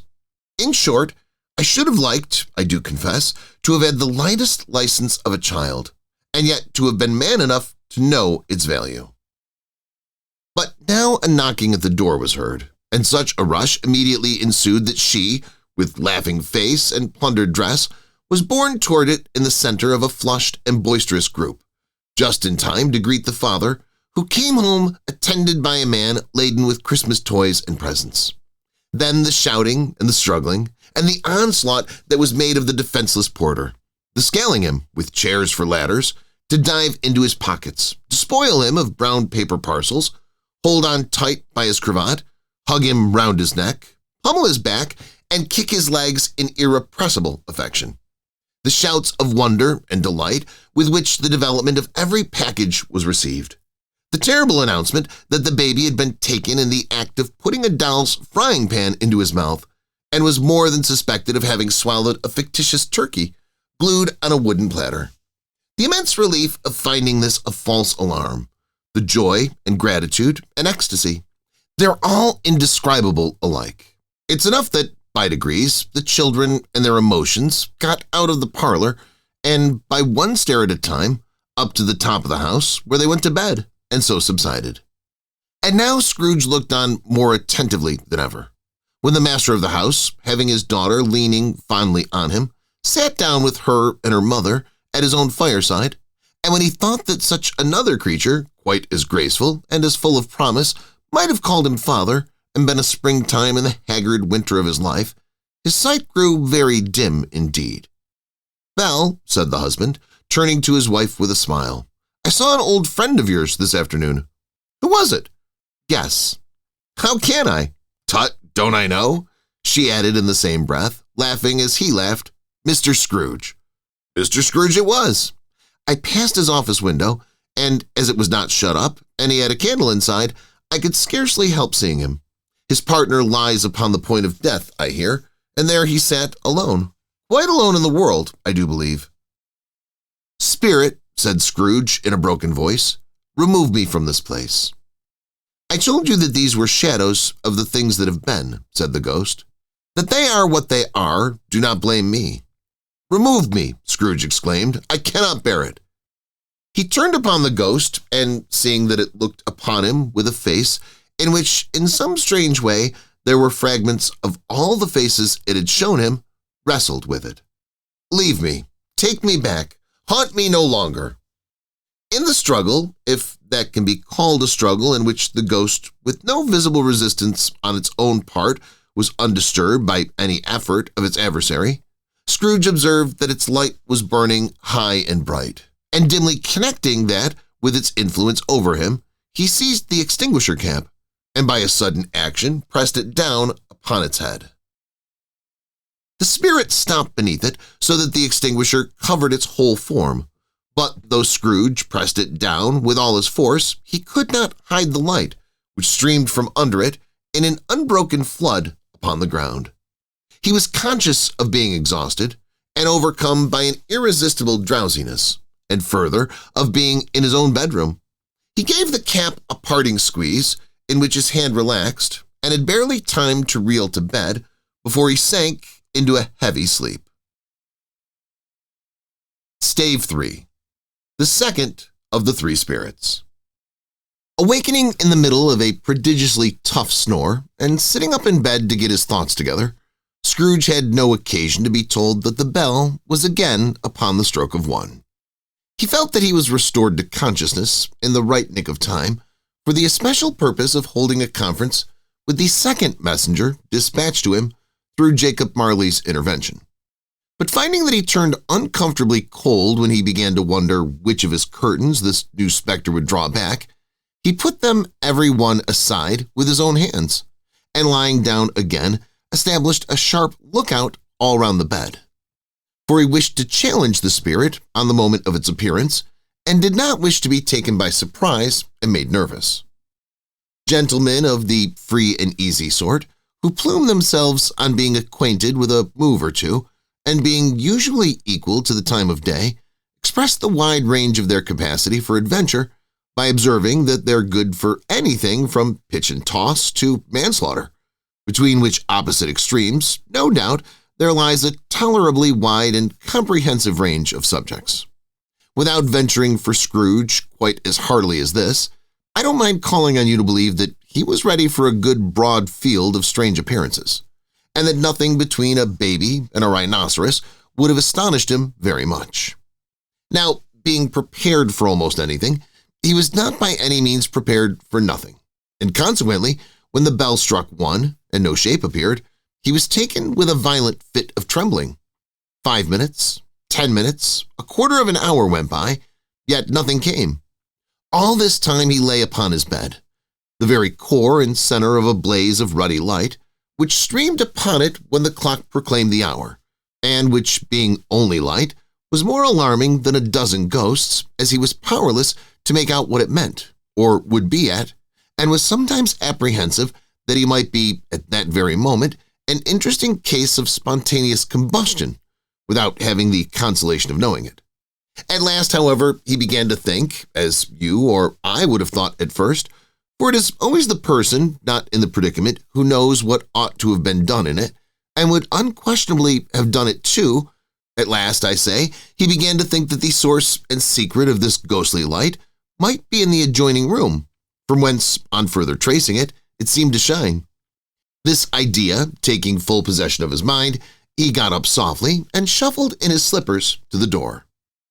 The moment Scrooge's hand was on the lock, a strange voice called him by his name and bade him enter.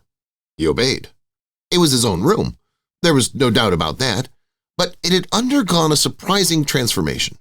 The walls and ceiling were so hung with living green that it looked a perfect grove, from every part of which bright gleaming berries glistened.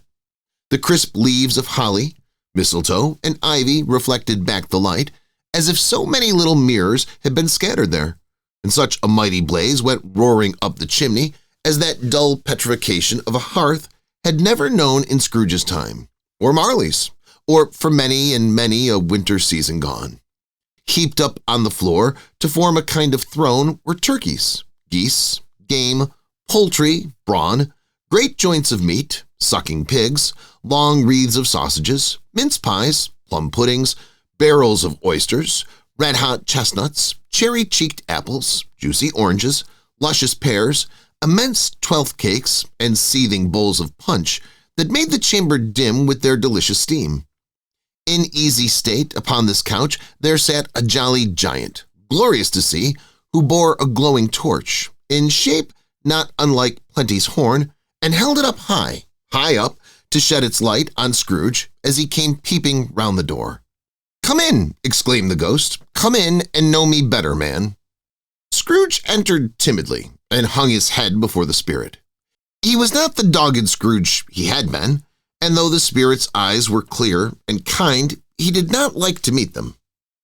"I am the ghost of Christmas present," said the spirit. "Look upon me." Scrooge reverently did so. It was clothed in one simple deep green robe, or mantle, bordered with white fur. This garment hung so loosely on the figure that its capacious breast was bare, as if disdaining to be warded or concealed by any artifice. Its feet, observable beneath the ample folds of the garment, were also bare, and on its head it wore no other covering than a holly wreath, set here and there with shining icicles. Its dark brown curls were long and free as its genial face, its sparkling eye, its open hand, its cheery voice, its unconstrained demeanor, and its joyful air. Girded round its middle was an antique scabbard, but no sword was in it, and the ancient sheath was eaten up with rust. "You've never seen the like of me before," exclaimed the spirit. "Never," Scrooge made answer to it. "Have never walked forth with the young members of my family, meaning, for I am very young, my elder brothers, born in these later years?" pursued the phantom. "I don't think I have," said Scrooge. "I am afraid I have not." "Have you had many brothers, spirit?" "More than 1,800, said the ghost. "A tremendous family to provide for," muttered Scrooge. The ghost of Christmas present rose. "Spirit," said Scrooge submissively, "conduct me where you will. I went forth last night on compulsion, and I learned a lesson which is working now. Tonight, if you have aught to teach me, let me profit by it. Touch my robe." Scrooge did as he was told and held it fast. Holly, mistletoe, red berries, ivy, turkeys, geese, game, poultry, brawn, meat, pigs, sausages, oysters, pies, puddings, fruit, and punch all vanished instantly. So did the room, the fire, the ruddy glow, the hour of night, and they stood in the city streets on Christmas morning, where, for the weather was severe, the people made a rough but brisk and not unpleasant kind of music, in scraping the snow from the pavement in front of their dwellings, and from the tops of their houses, whence it was mad delight to the boys to see it come plumping down into the road below, and splitting into artificial little snowstorms. The house fronts looked black enough, and the windows blacker, contrasting with the smooth white sheet of snow upon the roofs, and with the dirtier snow upon the ground, which last deposit had been plowed up in deep furrows by the heavy wheels of carts and wagons, furrows that crossed and recrossed each other hundreds of times where the great streets branched off, and made intricate channels, hard to trace in the thick yellow mud and icy water. The sky was gloomy, and the short streets were choked up with a dingy mist, half thawed, half frozen, whose heavier particles descended in a shower of sooty atoms, as if all the chimneys in Great Britain had, by one consent, caught fire, and were blazing away to their dear heart's content. There was nothing very cheerful in the climate or the town, and yet was there an air of cheerfulness abroad that the clearest summer air and brightest summer sun might have endeavored to diffuse in vain. For the people who were shoveling away on the housetops were jovial and full of glee, calling out to one another from the parapets, and now and then exchanging a facetious snowball, better-natured missile, far than many a wordy jest, laughing heartily if it went right, and not less heartily if it went wrong. The poulterers' shops were still half open, and the fruiters were radiant in their glory. There were great, round, pot-bellied baskets of chestnuts, shaped like the waistcoats of jolly old gentlemen, lolling at the doors and tumbling out into the street in their apoplectic opulence. There were ruddy, brown-faced, broad-girthed Spanish onions, shining in the fatness of their growth like Spanish friars, and winking from their shelves in wanton slyness at the girls as they went by, and glancing demurely at the hung-up mistletoe. There were pears and apples clustered high in blooming pyramids. There were bunches of grapes, made in the shopkeeper's benevolence, to dangle from conspicuous hooks that people's mouths might water gratis as they passed. There were piles of filberts, mossy and brown, recalling in their fragrance ancient walks among the woods and pleasant shufflings ankle-deep through withered leaves. There were Norfolk biffins, squab and swarthy, setting off the yellow of the oranges and lemons, and in the great compactness of their juicy persons, urgently entreating and beseeching to be carried home in paper bags and eaten after dinner. The very gold and silver fish, set forth among these choice fruits in a bowl, though members of a dull and stagnant-blooded race, appeared to know that there was something going on, and to a fish went gasping round and round their little world in slow and passionless excitement.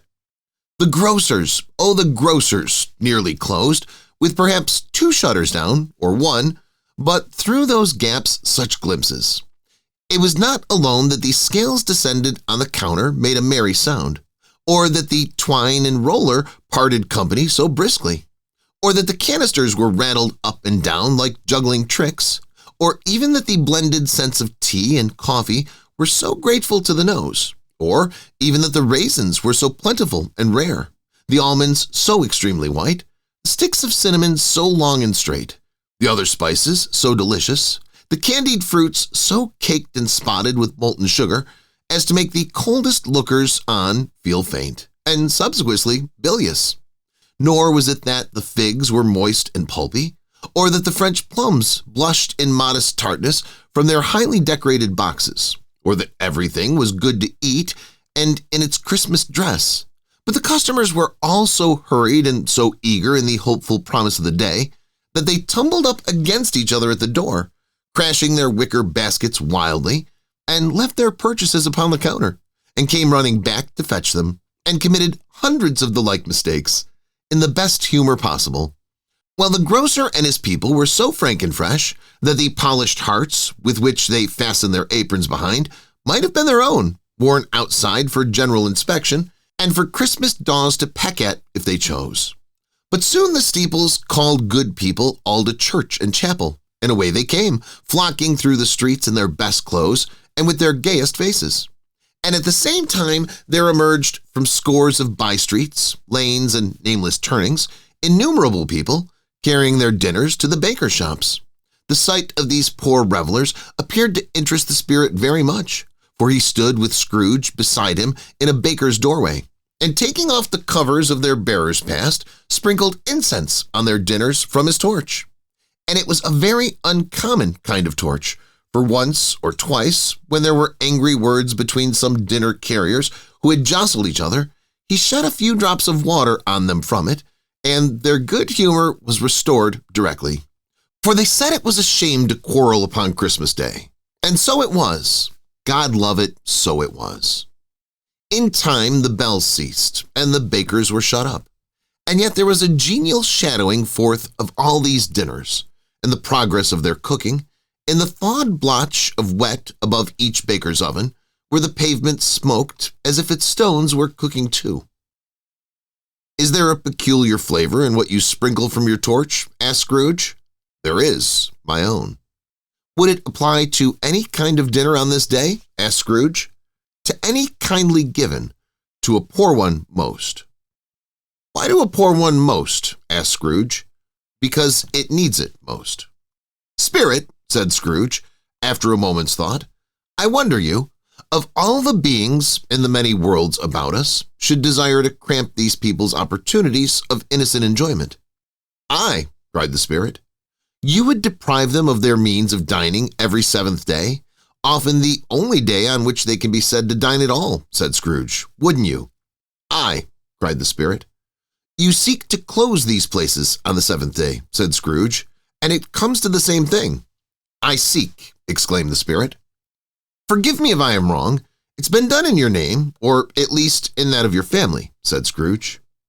"There are some upon this earth of yours," returned the spirit, "who lay claim to know us, and who do their deeds of passion, pride, ill will, hatred, envy, bigotry, and selfishness in our name, who are as strange to us and all our kith and kin as if they had never lived. Remember that, and change their doings on themselves, not us." Scrooge promised that he would, and they went on, invisible, as they had been before, into the suburbs of the town. It was a remarkable quality of the ghost, which Scrooge had observed at the baker's, that notwithstanding his gigantic size, he could accommodate himself to any place with ease, and that he stood beneath a low roof quite as gracefully and like a supernatural creature as it was possible he could have done in any lofty hall.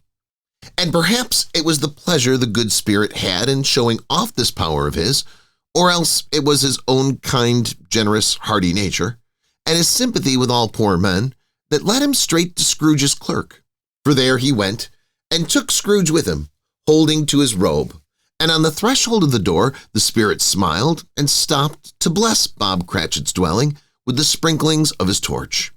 Think of that! Bob had but 15 bob a week himself. He pocketed on Saturdays but 15 copies of his Christian name, and yet the ghost of Christmas present blessed his 4-roomed house. Then up rose Mrs. Cratchit, Cratchit's wife, dressed out but poorly in a twice-turned gown, but brave in ribbons, which are cheap, and make a goodly show for 6pence. And she laid the cloth, assisted by Belinda Cratchit, second of her daughters, also brave in ribbons, while Master Peter Cratchit plunged a fork into the saucepan of potatoes, and getting the corners of his monstrous shirt collar, Bob's private property, conferred upon his son and heir in honor of the day, into his mouth, rejoiced to find himself so gallantly attired, and yearned to show his linen in the fashionable parks.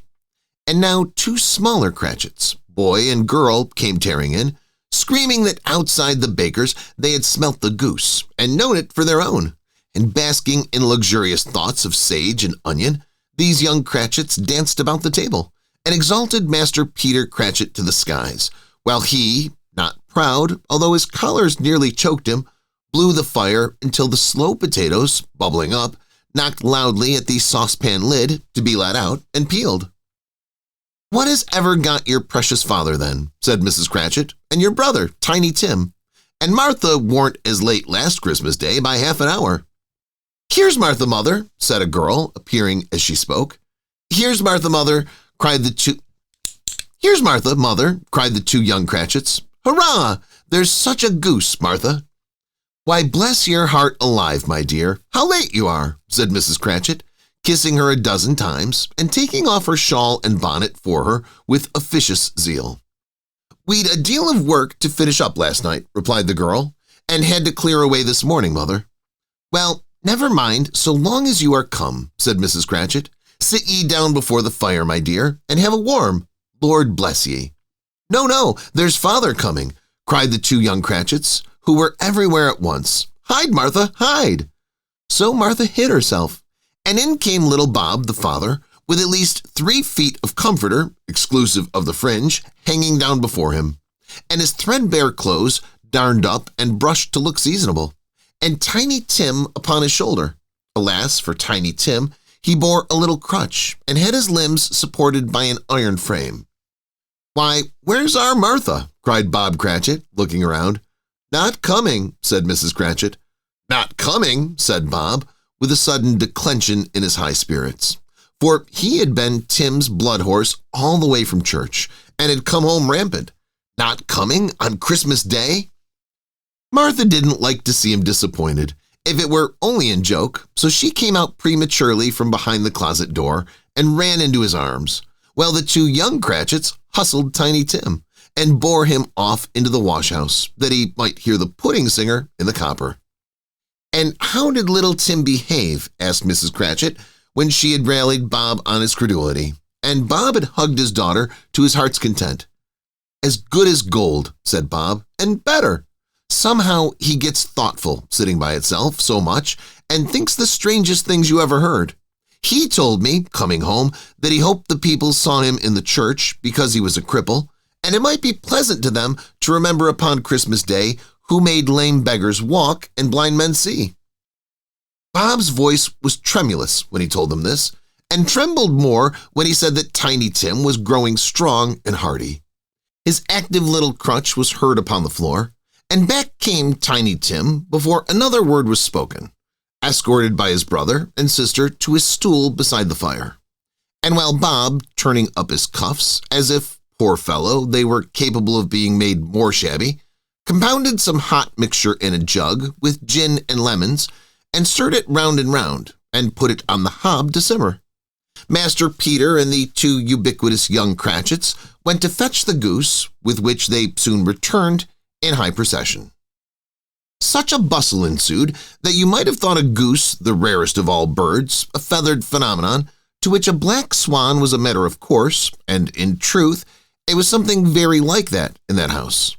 Mrs. Cratchit made the gravy, ready beforehand in a little saucepan, hissing hot. Master Peter mashed the potatoes with incredible vigor. Miss Belinda sweetened up the applesauce. Martha dusted the hot plates. Bob took Tiny Tim beside him in a tiny corner at the table. The two young Cratchits set chairs for everybody, not forgetting themselves, and mounting guard upon their posts, crammed spoons into their mouths, lest they should shriek for goose before their turn came to be helped. At last the dishes were set on, and grace was said.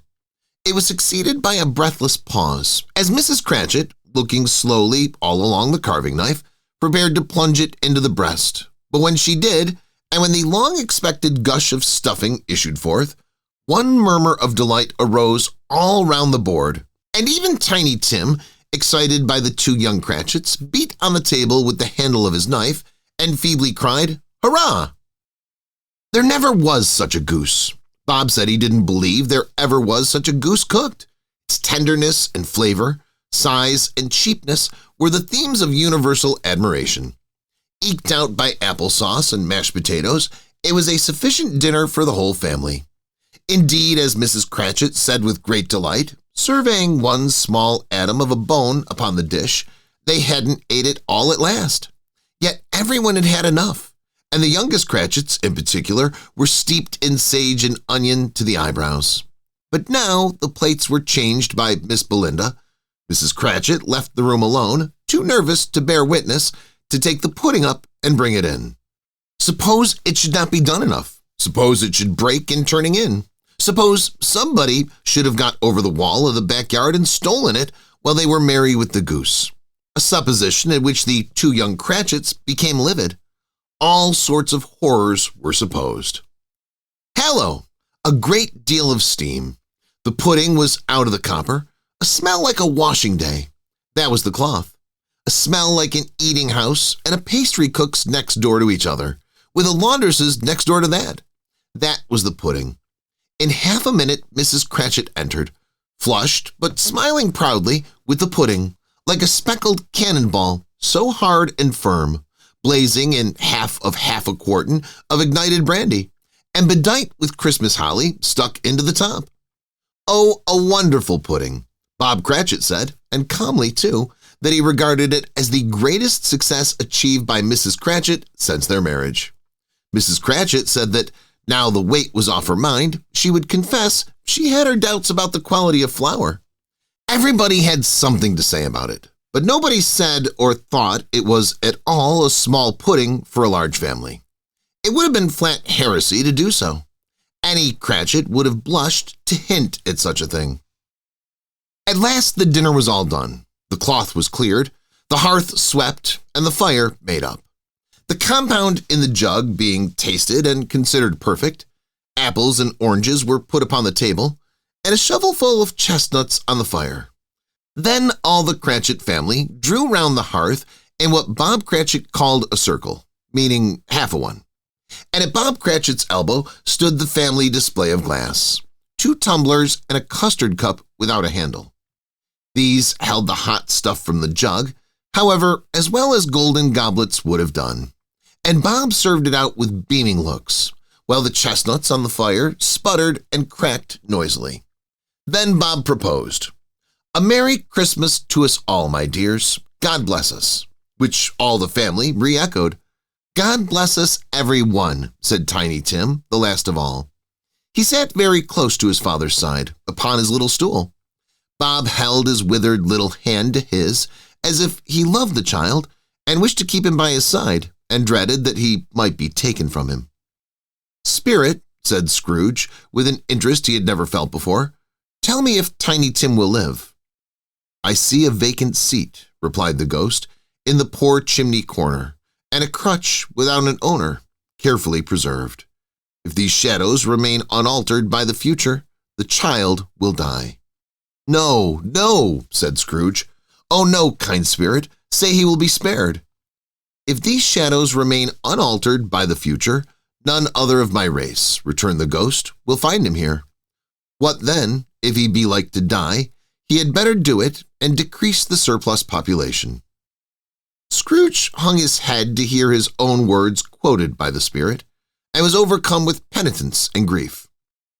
"Man," said the ghost, "if man you be in heart, not adamant, forbear that wicked cant until you have discovered what the surplus is and where it is. Will you decide what men shall live, what men shall die? It may be that, in the sight of heaven, you are more worthless and less fit to live than millions like this poor man's child. O God, to hear the insect on the leaf pronouncing on the too much life among his hungry brothers in the dust."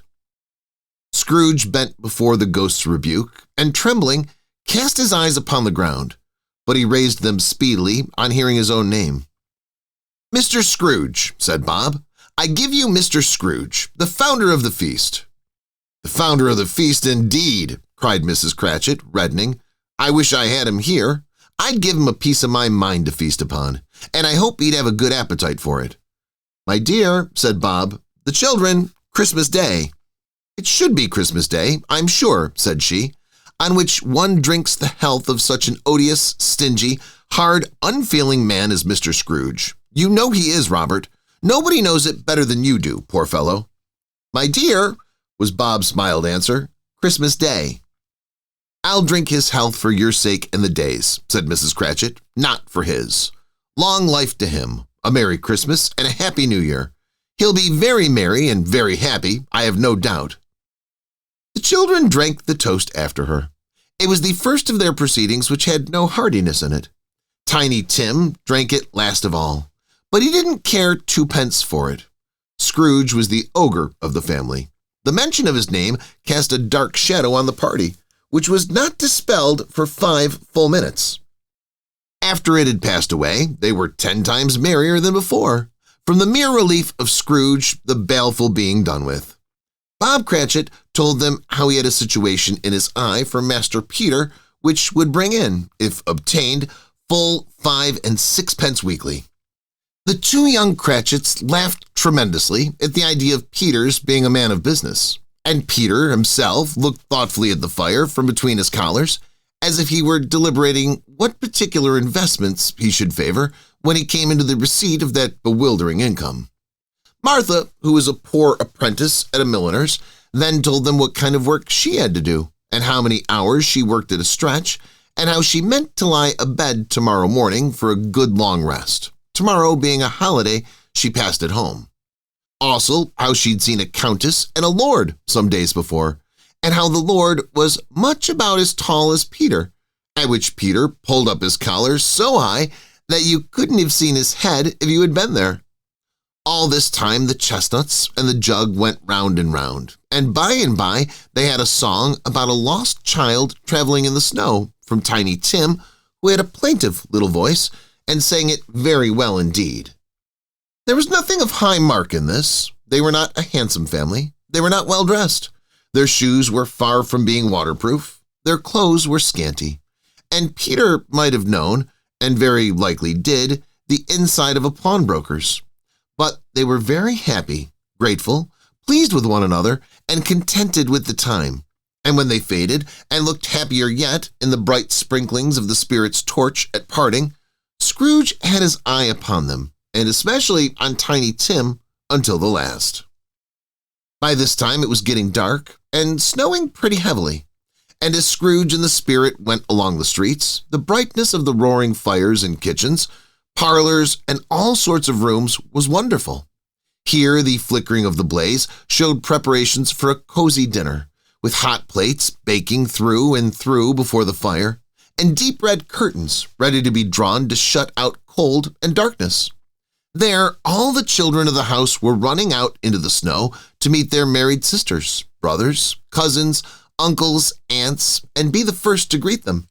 Here again were shadows on the window blinds of guests assembling, and there a group of handsome girls, all hooded and fur-booted, and all chattering at once, tripped lightly off to some near neighbor's house, where woe upon the single man who saw them enter, artful witches, well, they knew it in a glow.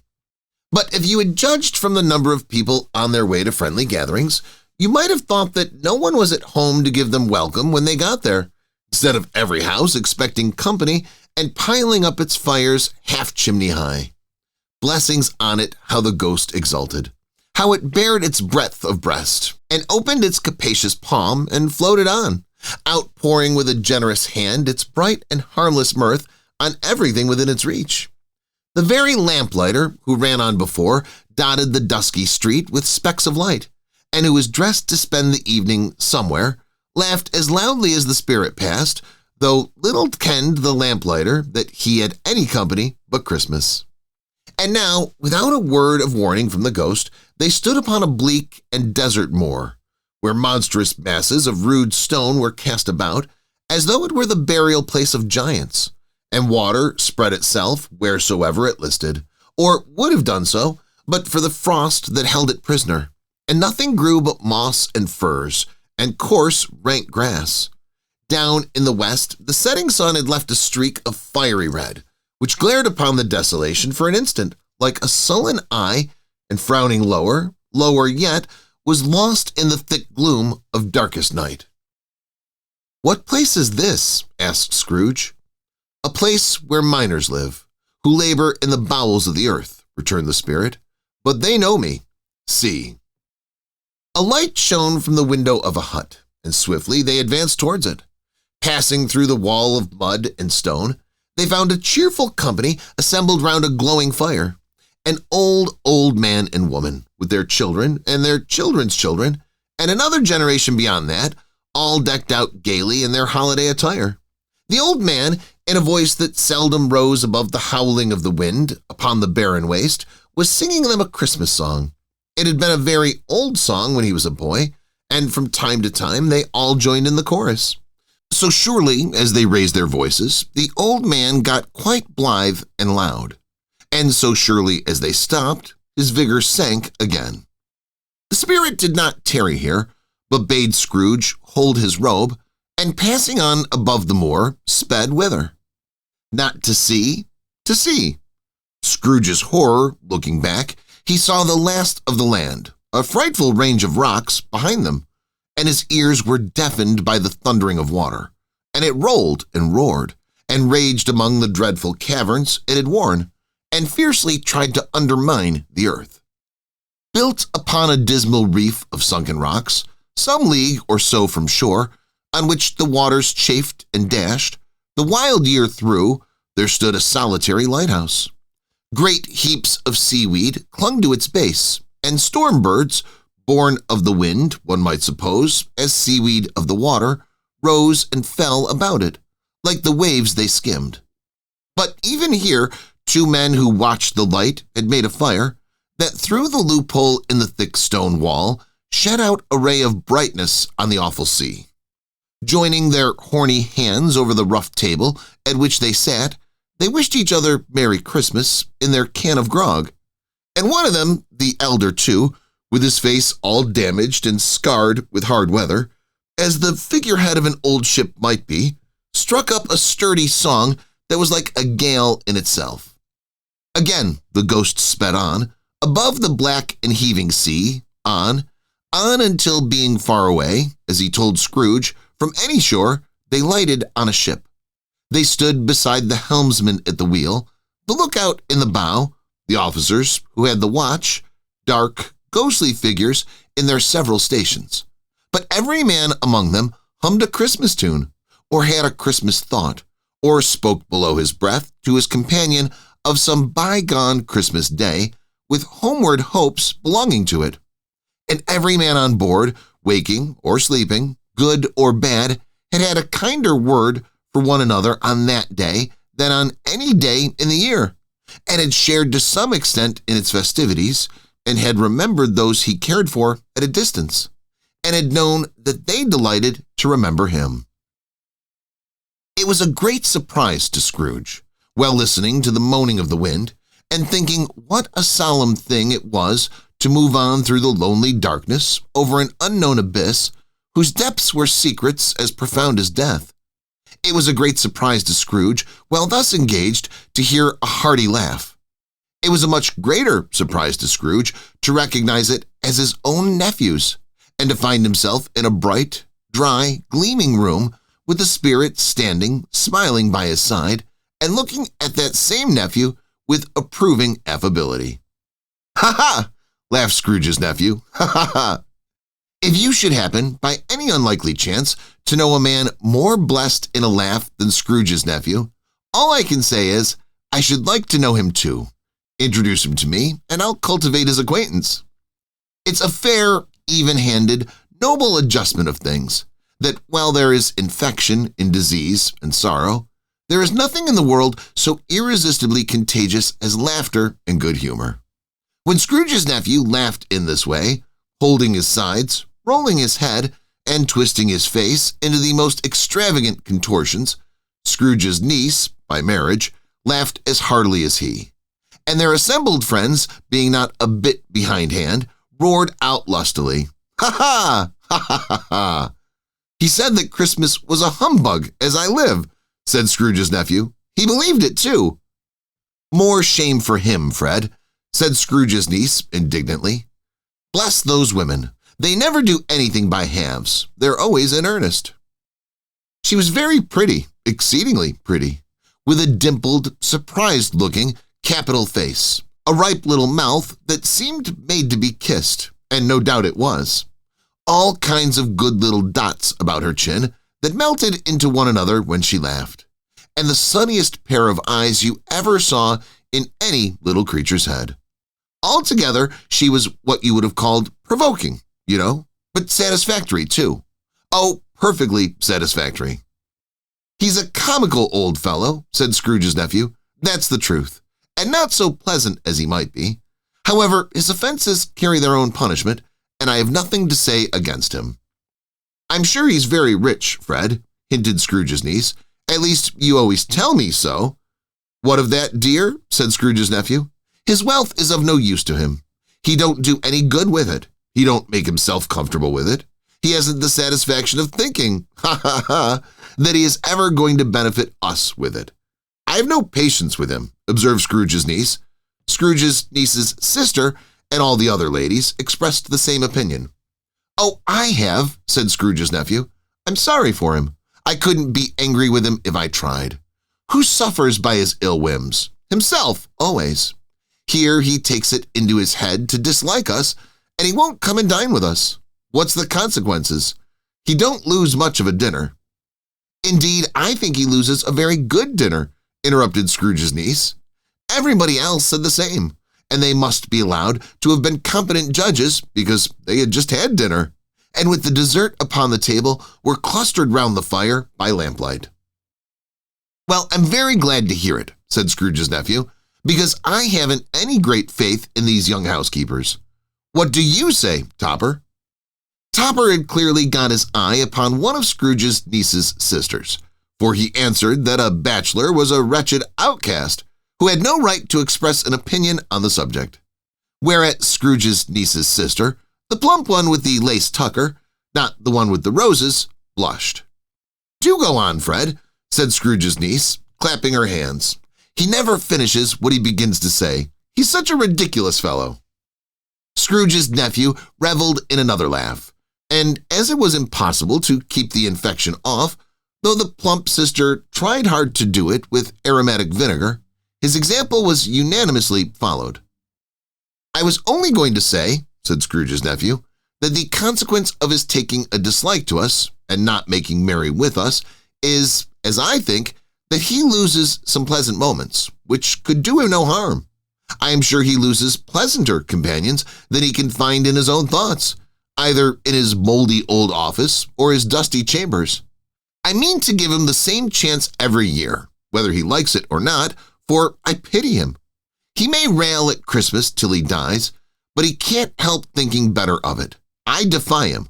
If he finds me going there, in good temper, year after year, and saying, 'Uncle Scrooge, how are you?' If it only put him in the vein to leave his poor clerk £50, that's something, and I think I shook him yesterday." It was their turn to laugh now at the notion of his shaking Scrooge. But being thoroughly good-natured and not much caring what they laughed at, so they laughed at any rate. He encouraged them in their merriment and passed the bottle joyously. After tea they had some music, for they were a musical family and knew what they were about when they sung a glee or catch, I can assure you, especially Topper, who could growl away in the bass like a good one, and never swell the large veins in his forehead, or get red in the face over it. Scrooge's niece played well upon the harp, and played, among other tunes, a simple little air, a mere nothing, you might learn to whistle it in 2 minutes, which had been familiar to the child who fetched Scrooge from the boarding school, as he'd been reminded by the ghost of Christmas past. When this strain of music sounded, all the things that ghost had shown him came upon his mind. He softened more and more, and thought that if he could have listened to it often years ago, he might have cultivated the kindnesses of life for his own happiness with his own hands, without resorting to the sexton's spade that buried Jacob Marley. But they didn't devote the whole evening to music.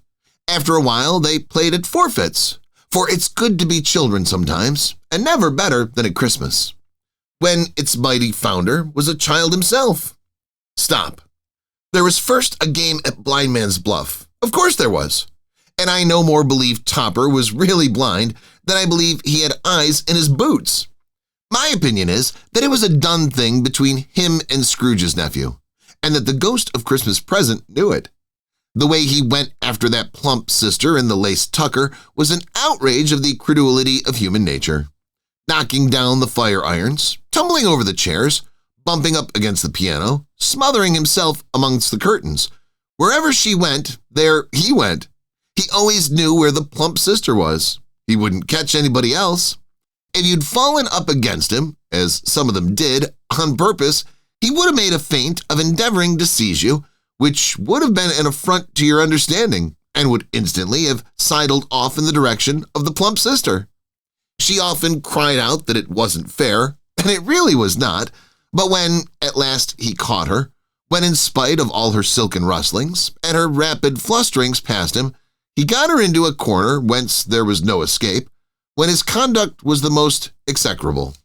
For his pretending not to know her, his pretending that it was necessary to touch her headdress, and further to assure himself of her identity by pressing a certain ring upon her finger, a certain chain upon her neck, was vile, monstrous. No doubt she told him her opinion of it when, another blind man being in office, they were so very confidential together behind the curtains. Scrooge's niece was not one of the blind man's buff party, but was made comfortable with a large chair and a footstool, in a snug corner where the ghost and Scrooge were close behind her. But she joined in the forfeits and loved her love to admiration with all the letters of the alphabet. Likewise, at the game of how, when, and where, she was very great, and, to the secret joy of Scrooge's nephew, beat her sisters hollow, though they were sharp girls too, as Topper would have told you. There might have been 20 people there, young and old, but they all played, and so did Scrooge, for wholly forgetting, in the interest he had in what was going on, that his voice made no sound in their ears.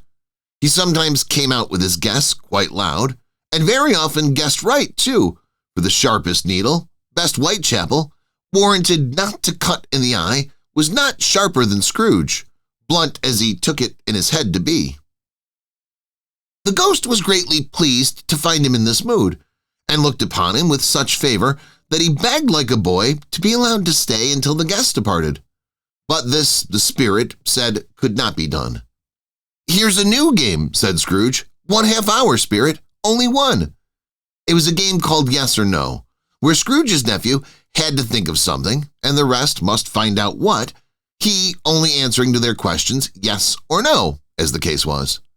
The brisk fire of questioning to which he was exposed elicited from him that he was thinking of an animal, a live animal, rather a disagreeable animal, a savage animal, an animal that growled and grunted sometimes, and talked sometimes, and lived in London, and walked about the streets, and wasn't made a show of, and wasn't led by anybody, and didn't live in a menagerie, and was never killed in a market, and was not a horse, or an ass, or a cow, or a bull, or a tiger, or a dog, or a pig, or a cat, or a bear. At every fresh question that was put to him, his nephew burst into a fresh roar of laughter, and was so inexpressibly tickled that he was obliged to get up off the sofa and stamp. At last, the plump sister, falling into a similar state, cried out, "I've found it out! I know what it is, Fred! I know what it is!" "What is it?" cried Fred. "It's your Uncle Scrooge!" Which it certainly was. Admiration was the universal sentiment, though some objected to the reply to "Is it a bear?" ought to have been yes, inasmuch as an answer in the negative was sufficient to have diverted their thoughts from Mr. Scrooge, supposing they had ever had any tendency that way. "He's given us plenty of merriment, I'm sure," said Fred, "and it would be ungrateful not to drink to his health. Here is a glass of mulled wine ready to our hand at the moment, and I say Uncle Scrooge." "Well, Uncle Scrooge," they cried. "A Merry Christmas and a Happy New Year to the old man, whatever he is," said Scrooge's nephew. "He wouldn't take it from me, but he may have it nevertheless. Uncle Scrooge."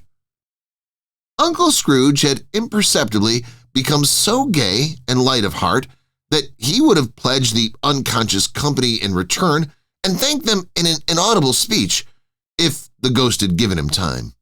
But the whole scene passed off in a breath of the last words spoken by his nephew, and he and the spirit were again upon their travels. Much they saw, and far they went, and many homes they visited, but always with a happy end. The spirit stood beside sick beds, and they were cheerful on foreign lands, and they were close at home by struggling men, and they were patient in their greater hope by poverty, and it was rich. In almshouse, hospital, and gaol, in misery's every refuge, where vain man in his little brief authority had not made fast the door and barred the spirit out, he left his blessing and taught Scrooge his precepts. It was a long night, if it were only a night, but Scrooge had his doubts of this, because the Christmas holidays appeared to be condensed into the space of time they passed together. It was strange, too, that while Scrooge remained unaltered in his outward form, the ghost grew older, clearly older. Scrooge had observed this change, but never spoke of it until they left a children's 12th night party, when, looking at the spirit as they stood together in an open place, he noticed that his hair was gray. "Are spirits' lives so short?" asked Scrooge. "My life upon this globe is very brief," replied the ghost. "It ends tonight." "Tonight?" cried Scrooge. "Tonight at midnight. Hark, the time is drawing near." The chimes were ringing the 11:15 at that moment. "Forgive me if I am not justified in what I ask," said Scrooge, looking intently at the spirit's robe, "but I see something strange, and not belonging to yourself, protruding from your skirts. Is it a foot or a claw?" "It might be a claw, for the flesh there is upon it," said the spirit's sorrowful reply. "Look here." From the foldings of its robe it brought 2 children, wretched, abject, frightful, hideous, miserable. They knelt down at its feet and clung upon the outside of its garment. "Oh man, look here, look down here," exclaimed the ghost. There were a boy and a girl, yellow, meager, ragged, scowling, wolfish, but prostrate too in their humility. Where graceful youth should have filled their features out and touched them with its freshest tints, a stale and shriveled hand, like that of age, had pinched and twisted them and pulled them into shreds. Where angels might have sat enthroned, devils lurked and glared out menacing. No change, no degradation, no perversion of humanity in any grade. Through all the mysteries of wonderful creation, has monsters half so horrible and dread. Scrooge started back appalled. Having them shown to him in this way, he tried to say they were fine children, but the words choked themselves, rather than be parties to a lie of such enormous magnitude. "Spirit, are they yours?" Scrooge could say no more.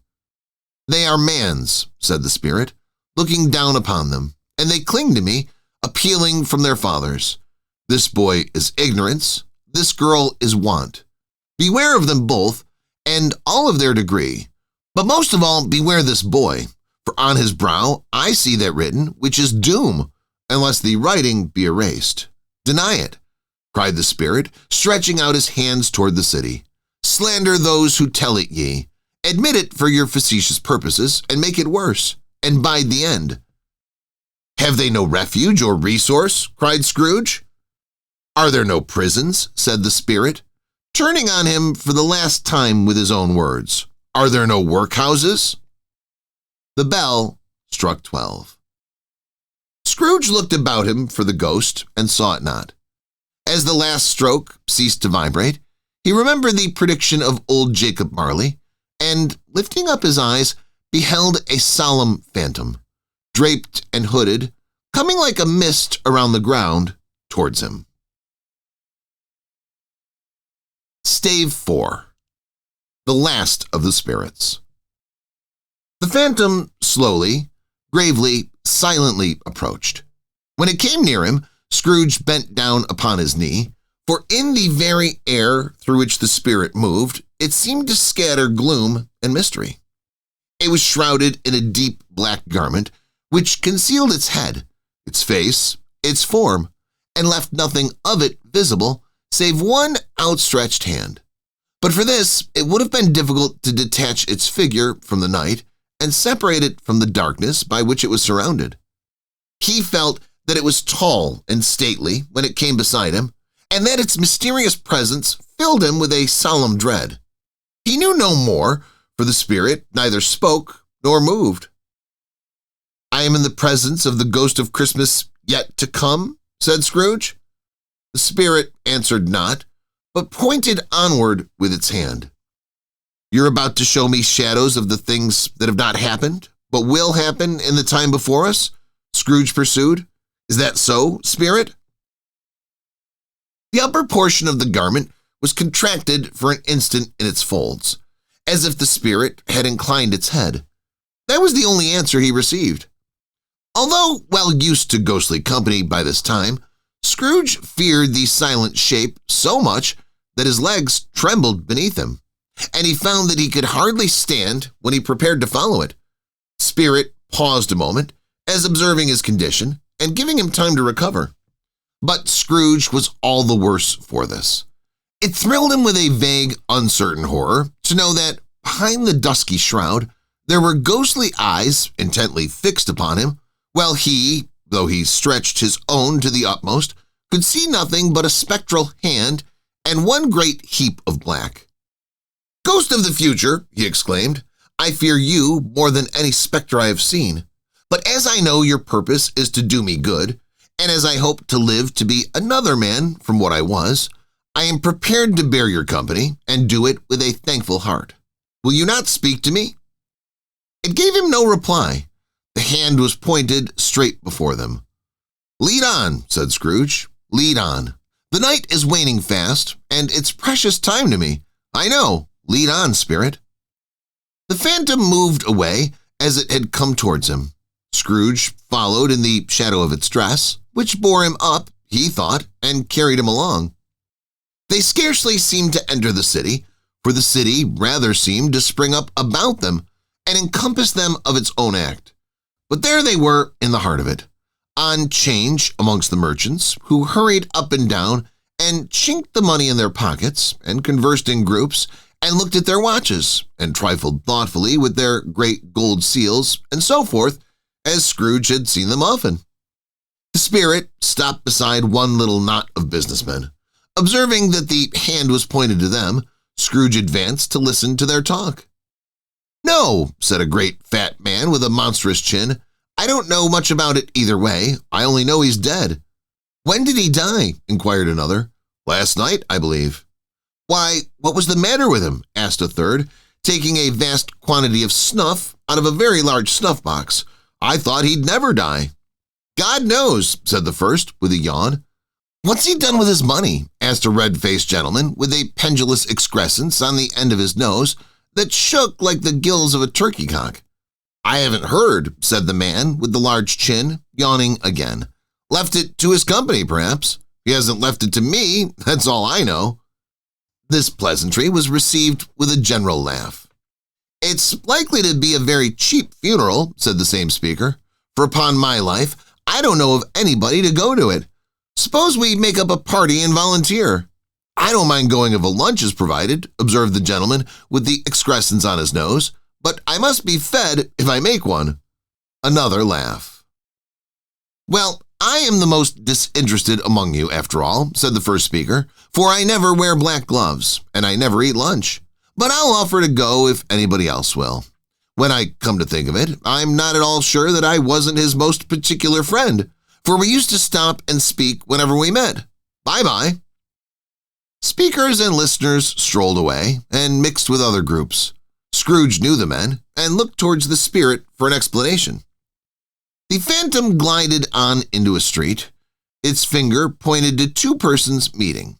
Scrooge listened again, thinking that the explanation might lie there. He knew these men also perfectly. They were men of business, very wealthy and of great importance.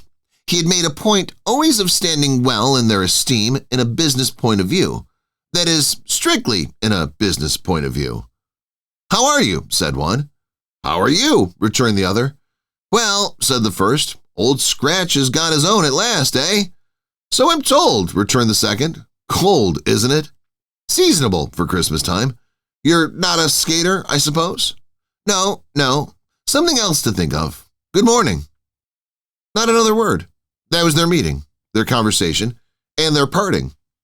Scrooge was at first inclined to be surprised that the spirit should attach importance to conversations apparently so trivial. But feeling assured that they must have some hidden purpose, he set himself to consider what it was likely to be.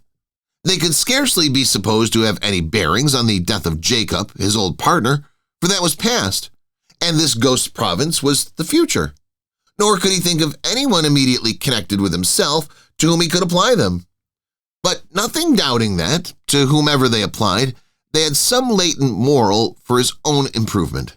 He resolved to treasure up every word he heard and everything he saw, and especially to observe the shadow of himself when it appeared.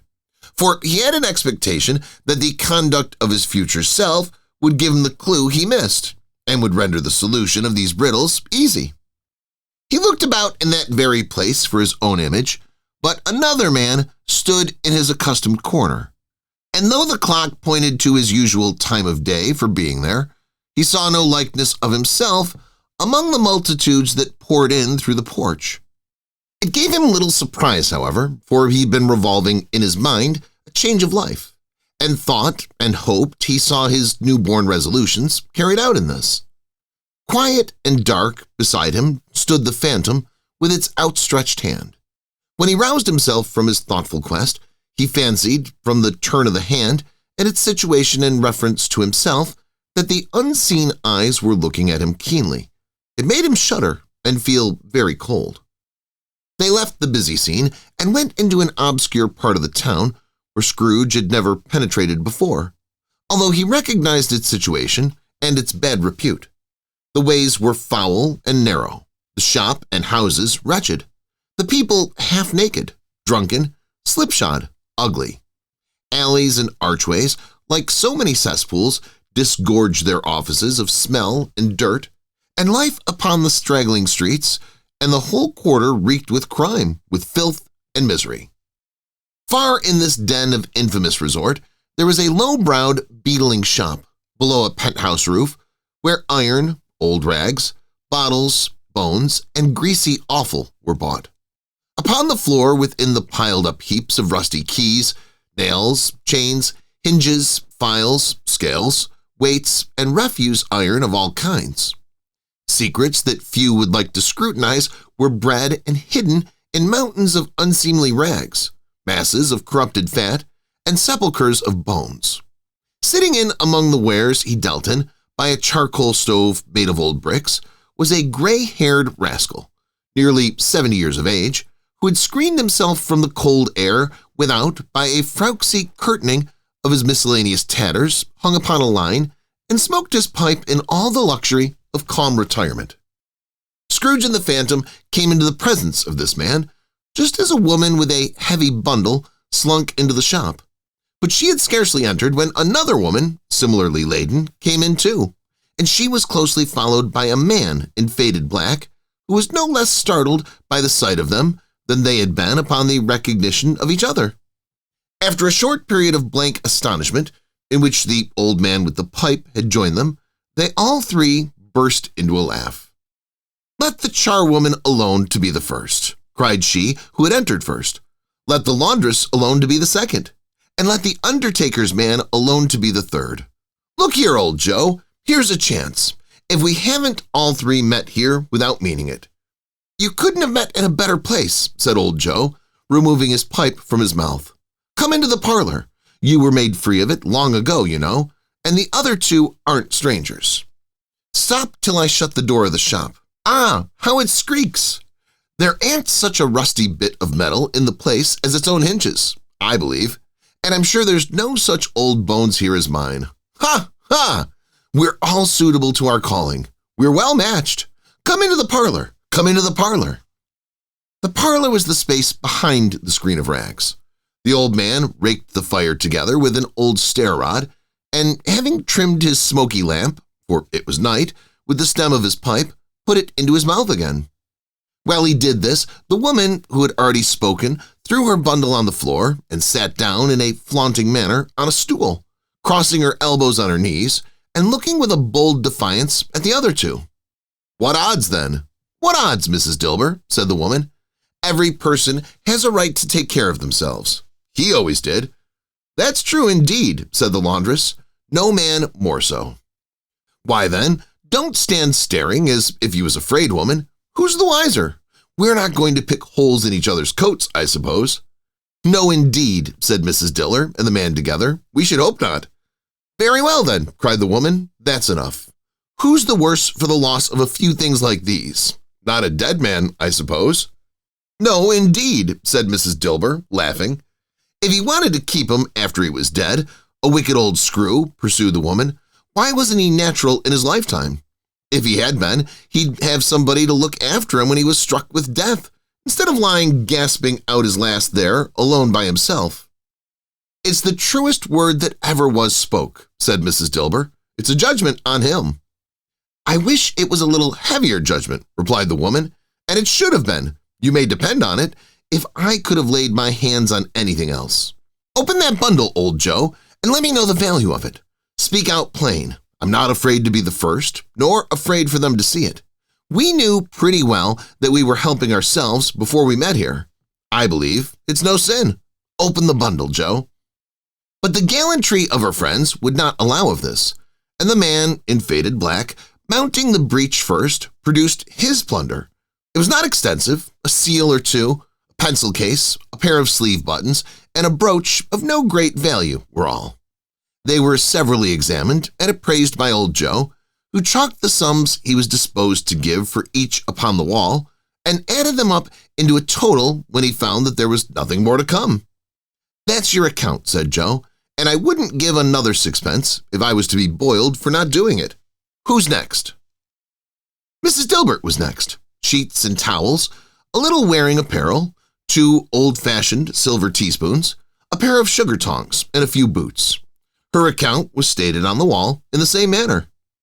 "I always give too much to ladies. It's a weakness of mine, and that's the way I ruin myself," said old Joe. "That's your account. If you asked me for another penny and made it an open question, I'd repent of being so liberal and knock off half a crown." "And now undo my bundle, Joe," said the first woman. Joe went down on his knees for the greater convenience of opening it, and having unfastened a great many knots, dragged out a large, heavy roll of some dark stuff.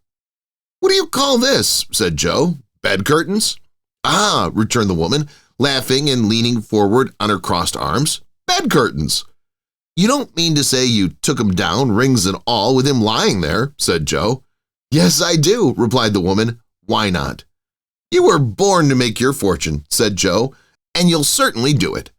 I certainly shan't hold my hand when I can get anything in it by reaching out, for the sake of such a man as he was." "I promise you, Joe," returned the woman coolly. "Don't drop that oil upon the blankets now." "His blankets?" asked Joe. "Whose else's do you think?" replied the woman. "He isn't likely to take cold without 'em, I dare say." "I hope he didn't die of anything catching, eh?" said old Joe, stopping in his work and looking up. "Don't you be afraid of that," returned the woman. "I ain't so fond of his company that I'd loiter about him for such things if he did.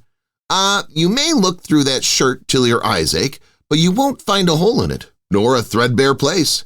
It's the best he had, and a fine one, too. They'd have wasted it if it hadn't been for me."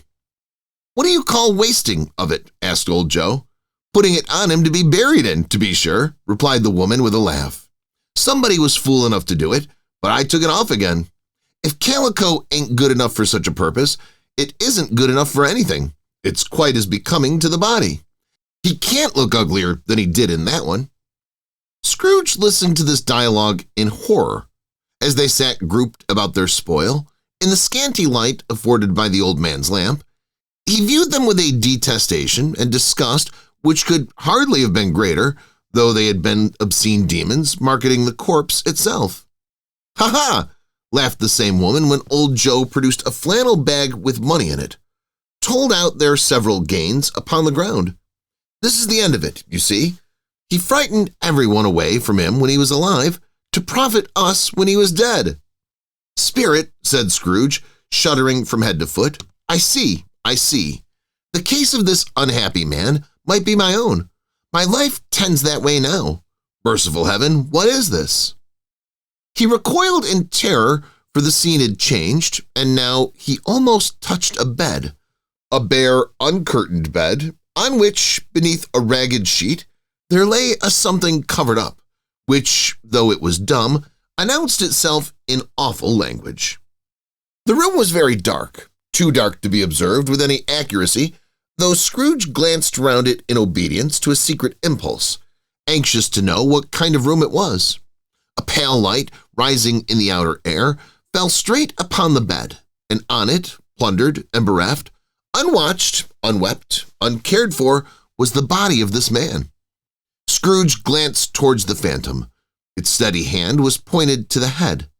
The cover was so carelessly adjusted that the slightest raising of it, the motion of a finger upon Scrooge's part, would have disclosed the face. He thought of it, felt how easy it would be to do, and longed to do it, but he had no more power to withdraw the veil than to dismiss the spectre at his side.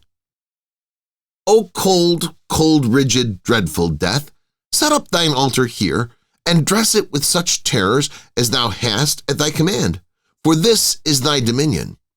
But of the loved, revered, and honored head thou canst not turn one hair to thy dread purposes, or make one feature odious. It is not that the hand is heavy, it will fall down when released.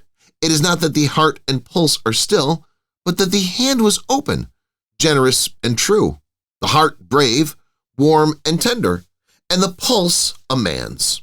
Strike, shadow, strike, and see his good deeds springing from the wound, to sow the world with life immortal." No voice pronounced these words in Scrooge's ears, and yet he heard them when he looked upon the bed. He thought, if this man could be raised up now, what could be his foremost thoughts? Avarice, hard dealing, griping cares. They've brought him to a rich end, truly. He lay in the dark, empty house with not a man, a woman, or a child to say he was kind to me and this or that, and for the memory of one kind word, I will be kind to him. A cat was tearing at the door, and there was a sound of gnawing rats beneath the hearthstone. What they wanted in the room of death, and why they were so relentless and disturbed, Scrooge did not dare to think. "Spirit," he said, "this is a fearful place. In leaving it, I shall not leave its lesson. Trust me, let us go." Still, the ghost pointed with an unmoved finger to the head. "I understand you," Scrooge returned, "and I would do it if I could, but I have not the power, Spirit. I have not the power." Again, it seemed to look upon him. "If there is any person in the town who feels emotions caused by this man's death," said Scrooge, quite astonished, "show that person to me, Spirit. I beseech you." The phantom spread its dark robe before him for a moment, like a wing, and, withdrawing it, revealed a room by daylight, where a mother and her children were. She was expecting someone, and with anxious eagerness, for she walked up and down the room, started at every sound, looked out from the window, glanced at the clock, tried, but in vain, to work with her needle, and could hardly bear the voices of her children in their play. At length, the long-expected knock was heard. She hurried to the door and met her husband, a man whose face was careworn and depressed, though he was young. There was a remarkable expression in it now, a kind of serious delight of which he felt ashamed and which he struggled to repress. He sat down to dinner that he had been hoarding for him by the fire, and when she asked him faintly what news, which was not until after a long silence, he appeared embarrassed how to answer. "Is it good," she said, "or bad to help him?" "Bad," he answered. "We are quite ruined?" "No, there is hope yet, Caroline." "If he relents," she said, amazed, "there is. Nothing is past hope, if such a miracle has happened." "He is past relenting," said her husband. "He is dead." She was a mild and patient creature, if her face spoke truth, but she was thankful in her soul to hear it, and she said so with clasped hands. She prayed forgiveness the next moment and was sorry, but the first was the emotion of her heart. "What the half-drunken woman, whom I told you of last night, said to me when I tried to see him and obtain a week's delay, and what I thought was a mere excuse to avoid me, turns out to have been quite true. He was not only very ill, but dying then. To whom will our debt be transferred? I don't know, but before that time we shall be ready with the money. And even though we were not, it would be bad fortune indeed to find so merciless a creditor in a successor. We may sleep tonight with light hearts, Caroline." Yes, soften it as they would, their hearts were lighter. Their children's faces, hushed and clustered round to hear what they so little understood, were brighter, and it was a happier house for this man's death. The only emotion that the ghost could show him, caused by the event, was one of pleasure. "Let me see some tenderness connected with a death," said Scrooge, "or that dark chamber spirit which we left just now will be forever present to me." The ghost conducted him through several streets familiar to his feet, and as they went along, Scrooge looked here and there to find himself, but nowhere was he to be seen. They entered poor Bob Cratchit's house, the dwelling he had visited before, and found the mother and the children seated round the fire. Quiet, very quiet. The noisy little Cratchits were as still as statues in one corner, and sat looking up at Peter, who had a book before him. The mother and her daughters were engaged in sewing, but surely they were very quiet. And he took a child and set him in the midst of them. Where had Scrooge heard those words? He had not dreamed them. The boy must have read them out as he and the spirit crossed the threshold. Why did he not go on? The mother laid her work upon the table and put her hand up to her face. "The color hurts my eyes," she said. "The color? Ah, poor Tiny Tim." "They're better now again," said Cratchit's wife. "It makes them weak by candlelight, and I wouldn't show weak eyes to your father when he comes home for the world. It must be near his time." "Past it, rather," Peter answered, shutting up his book. But I think he's walked a little slower than he used to these few last evenings, Mother." They were very quiet again. At last she said, and in a steady, cheerful voice that only faltered once, I have known him walk with Tiny Tim upon his shoulder very fast indeed." "And so have I," cried Peter, "often." "And so have I," exclaimed another. So had all. "But he was very light to carry," she resumed, intent upon her work, "and his father loved him, so that it was no trouble. No trouble, and there's your father at the door." She hurried out to meet him, and little Bob in his comforter, he had need of it most, poor fellow, came in. His tea was ready for him on the hob, and they all tried who should help him to it most. Then the two young Cratchits got upon his knees and laid, each child, a little cheek against his face, as if they said, "Don't mind it, Father, don't be grieved." Bob was very cheerful with them and spoke pleasantly to all the family. He looked at the work upon the table and praised the industry and speed of Mrs. Cratchit and the girls. They would be done long before Sunday, he said. "Sunday? You went today, then, Robert?" said his wife. "Yes, my dear," returned Bob. "I wish you could have gone. It would have done you good to see how green a place it is. But you'll see it often. I promised him that I would walk there on a Sunday. My little child," cried Bob, "my little child." He broke down all at once. He couldn't help it.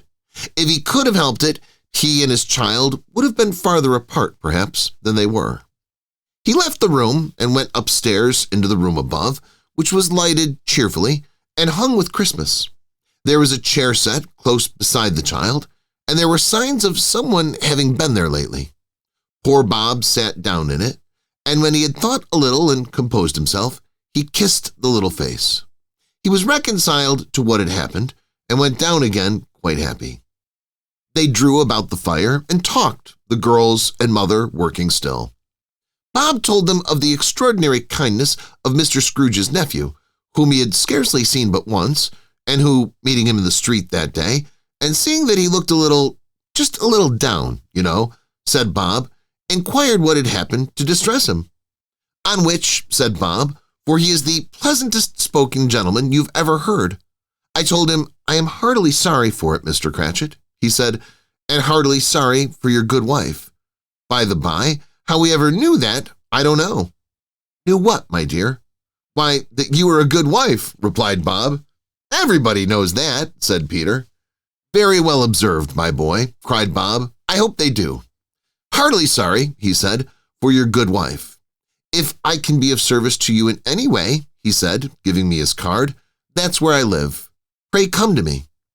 Now, it wasn't, cried Bob, for the sake of anything he might be able to do for us, so much as for his kind way, that this was quite delightful. It really seemed as if he had known our Tiny Tim and felt with us. "I'm sure he's a good soul," said Mrs. Cratchit. "You would be sure of it, my dear," returned Bob, "if you saw and spoke to him. I shouldn't be at all surprised, mark what I say, if he got Peter a better situation." "Only hear that, Peter," said Mrs. Cratchit. "And then," cried one of the girls, "Peter will be keeping company with someone and setting up for himself." "Get along with you," retorted Peter, grinning. "It's just as likely as not," said Bob. "One of these days, though, there's plenty of time for that, my dear. But however and whenever we part from one another, I am sure we shall, none of us, forget poor Tiny Tim, shall we, or this first parting that there was among us." "Never, Father," cried they all. "And I know," said Bob, "I know, my dears, that when we recollect how patient and how mild he was, although he was a little child, we shall not quarrel easily among ourselves and forget poor Tiny Tim in doing it." "No, never, Father," they all cried again. "I'm very happy," said little Bob. "I'm very happy." Mrs. Cratchit kissed him. His daughters kissed him. The two young Cratchits kissed him, and Peter and himself shook hands. "Spirit of Tiny Tim, thy childish essence was from God." "Spectre," said Scrooge, "something informs me that our parting moment is at hand. I know it, but I know not how. Tell me what man that was whom we saw lying dead." The ghost of Christmas yet to come conveyed him, as before, though at a different time, he thought. Indeed, there seemed no order in these latter visions, save that they were in the future, into the resorts of businessmen, but showed him not himself. Indeed, the spirit did not say for anything, but went straight on as to the end just now desired, until besought by Scrooge to tarry for a moment. "This court," said Scrooge, "through which we hurry now, is where my place of occupation is, and has been for a length of time. I see the house. Let me behold what I shall be in days to come." The spirit stopped. The hand was pointed elsewhere. "House is yonder," Scrooge exclaimed. "Why do you point away?" The inexorable finger underwent no change. Scrooge hastened to the window of his office and looked in. It was an office still, but not his. The furniture was not the same, and the figure in the chair was not himself. Phantom pointed as before. He joined it once again, and, wondering why and whither he had gone, accompanied it until they reached an iron gate. He paused to look around before entering. Churchyard. Here, then, the wretched man, whose name he had now to learn, lay underneath the ground. It was a worthy place, walled in by houses, overrun by grass and weeds, the growth of vegetation's death, not life, choked up with too much burying, fat with replete appetite, a worthy place. The spirit stood among the graves and pointed down to one. He advanced towards it, trembling. The phantom was exactly as it had been, but he dreaded that he saw new meaning in its solemn shape. "Before I draw nearer to that stone to which you point," said Scrooge, "answer me one question. Are these the shadows of the things that will be, or are they shadows of things that may be only?" Still, the ghost pointed downward to the grave by which it stood. "Men's courses will foreshadow certain ends, to which, if preserved, they must lead," said Scrooge. "But if the courses be departed from, the ends will change. Say it is thus with what you show me." The spirit was immovable as ever. Scrooge crept towards it, trembling as he went, and, following the finger, read upon the stone of the neglected grave his own name, Ebenezer Scrooge. "Am I that man who lay upon the bed?" he cried upon his knees. The finger pointed from the grave to him and back again. "No, spirit! Oh, no, no!" The finger was still there. "Spirit," he cried, tight clutching at his robe, "hear me. I am not the man I was. I will not be the man I must have been but for this intercourse. Why show me this if I am past all hope?" For the first time, the hand appeared to shake. "Good spirit," he pursued, as down upon the ground he fell before it, "your nature intercedes for me and pities me. Assure me that I yet may change these shadows that you have shown me by an altered life." The kind hand trembled. "I will honor Christmas in my heart and try to keep it all year. I will live in the past, the present, and the future. The spirits of all three shall strive within me. I will not shut out the lessons that they teach. Oh, tell me I may sponge away the writing on this stone." In his agony, he caught the spectral hand. It sought to free itself, but he was strong in his entreaty and detained it. The spirit, stronger yet, repulsed him. Holding up his hands in a last prayer to have his fate reversed, he saw an alteration in the phantom's hood and dress. It shrunk, collapsed, and dwindled down into a bedpost. Stave 5. The end of it. Yes, and the bedpost was his own. The bed was his own. The room was his own. Best and happiest of all, the time before him was his own, to make amends in. "I will live in the past, the present, and the future," Scrooge repeated as he scrambled out of bed. "The spirits of all three shall strive within me. Oh, Jacob Marley, heaven and the Christmas time be praised for this. I say it on my knees, old Jacob, on my knees." He was so fluttered and so glowing with his good intentions that his broken voice would scarcely answer to his call. He'd been sobbing violently in his conflict with the spirit, and his face was wet with tears. "They are not torn down," cried Scrooge, folding one of his bed curtains in his arms. "They are not torn down, rings and all. They're here. I'm here. The shadows of the things that would have been may be dispelled. They will be. I know they will. His hands were busy with his garments all this time, turning them inside out, putting them on upside down, tearing them, mislaying them, making them parties to every kind of extravagance. "I don't know what to do," cried Scrooge, laughing and crying in the same breath, and making a perfect loukoon of himself with his stockings. "I am as light as a feather. I am as happy as an angel. I am as merry as a schoolboy. I am as giddy as a drunken man. A Merry Christmas to everybody. A Happy New Year to all the world. Hello there! Whoop! Hello!" He had frisked into the sitting room and was now standing there, perfectly winded. "There's the saucepan that the gruel was in," cried Scrooge, starting off again and going round the fireplace. "There's the door by which the ghost of Jacob Marley entered. There's the corner where the ghost of Christmas Present sat. There's the window where I saw the wandering spirits. It's all right. It's all true. It all happened. Ha ha ha!" Really, for a man who had been out of practice for so many years, it was a splendid laugh, a most illustrious laugh, the father of a long, long line of brilliant laughs. "I don't know what day of the month it is," said Scrooge. "I don't know how long I've been among the spirits. I don't know anything. I'm quite a baby. Never mind, I don't care. I'd rather be a baby. Hello, whoop, hello there." He was checked in his transports by the churches ringing out the lustiest peals he'd ever heard. Clash, clash, hammer, ding-dong bell. Bell, dong, ding, hammer, clash, clash. Oh, glorious, glorious. Running to the window, he opened it and put out his head. No fog, no mist. Clear, bright, jovial, stirring, cold, cold piping for the blood to dance to. Golden sunlight, heavenly sky, sweet fresh air, merry bells. Oh, glorious, glorious!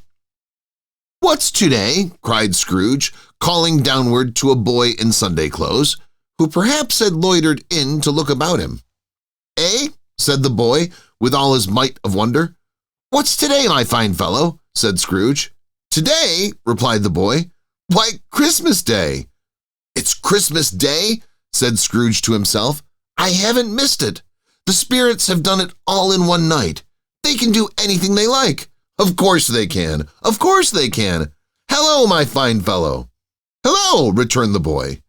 "Do you know the poulterers in the next street but one at the corner?" Scrooge inquired. "I should hope I did," replied the lad. "An intelligent boy," said Scrooge. "A remarkable boy. Do you know whether they've sold the prize turkey that was hanging up there? Not the little prize turkey, the big one."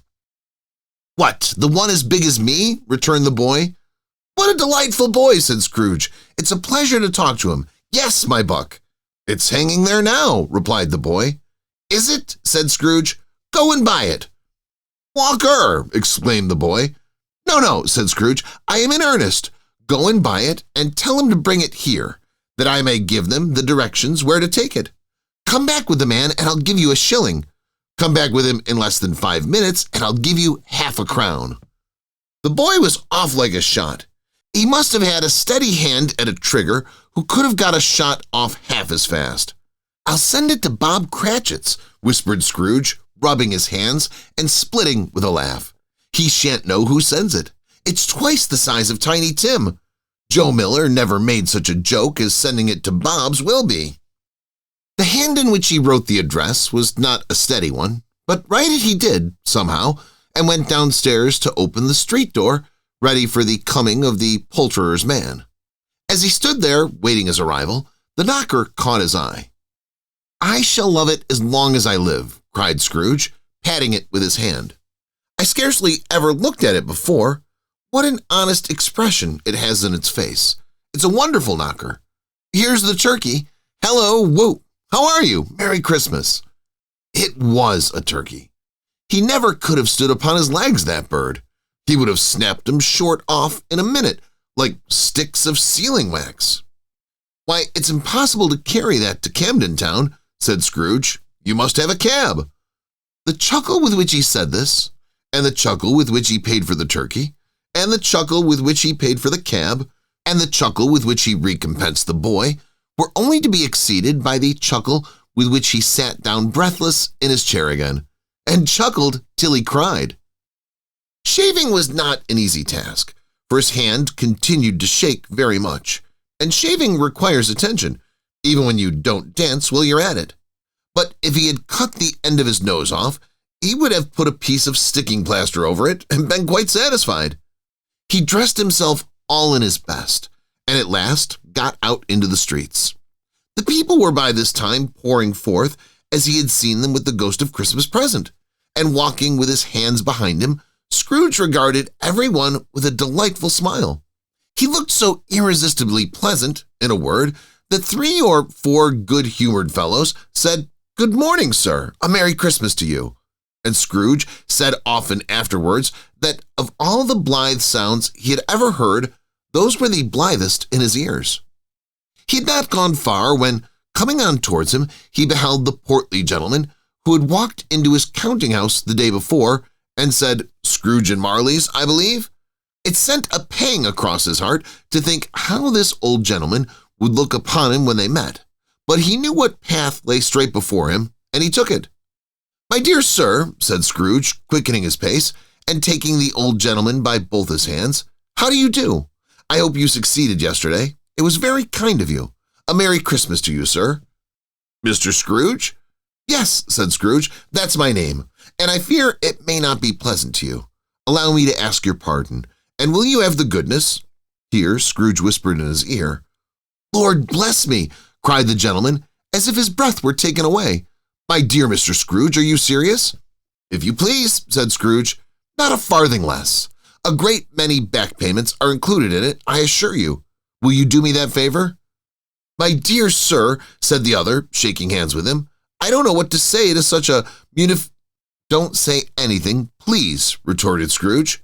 "Come and see me. Will you come and see me?" "I will," cried the old gentleman, and it was clear he meant to do it. "Thank ye," said Scrooge. "I am much obliged to you. I thank you 50 times. Bless you."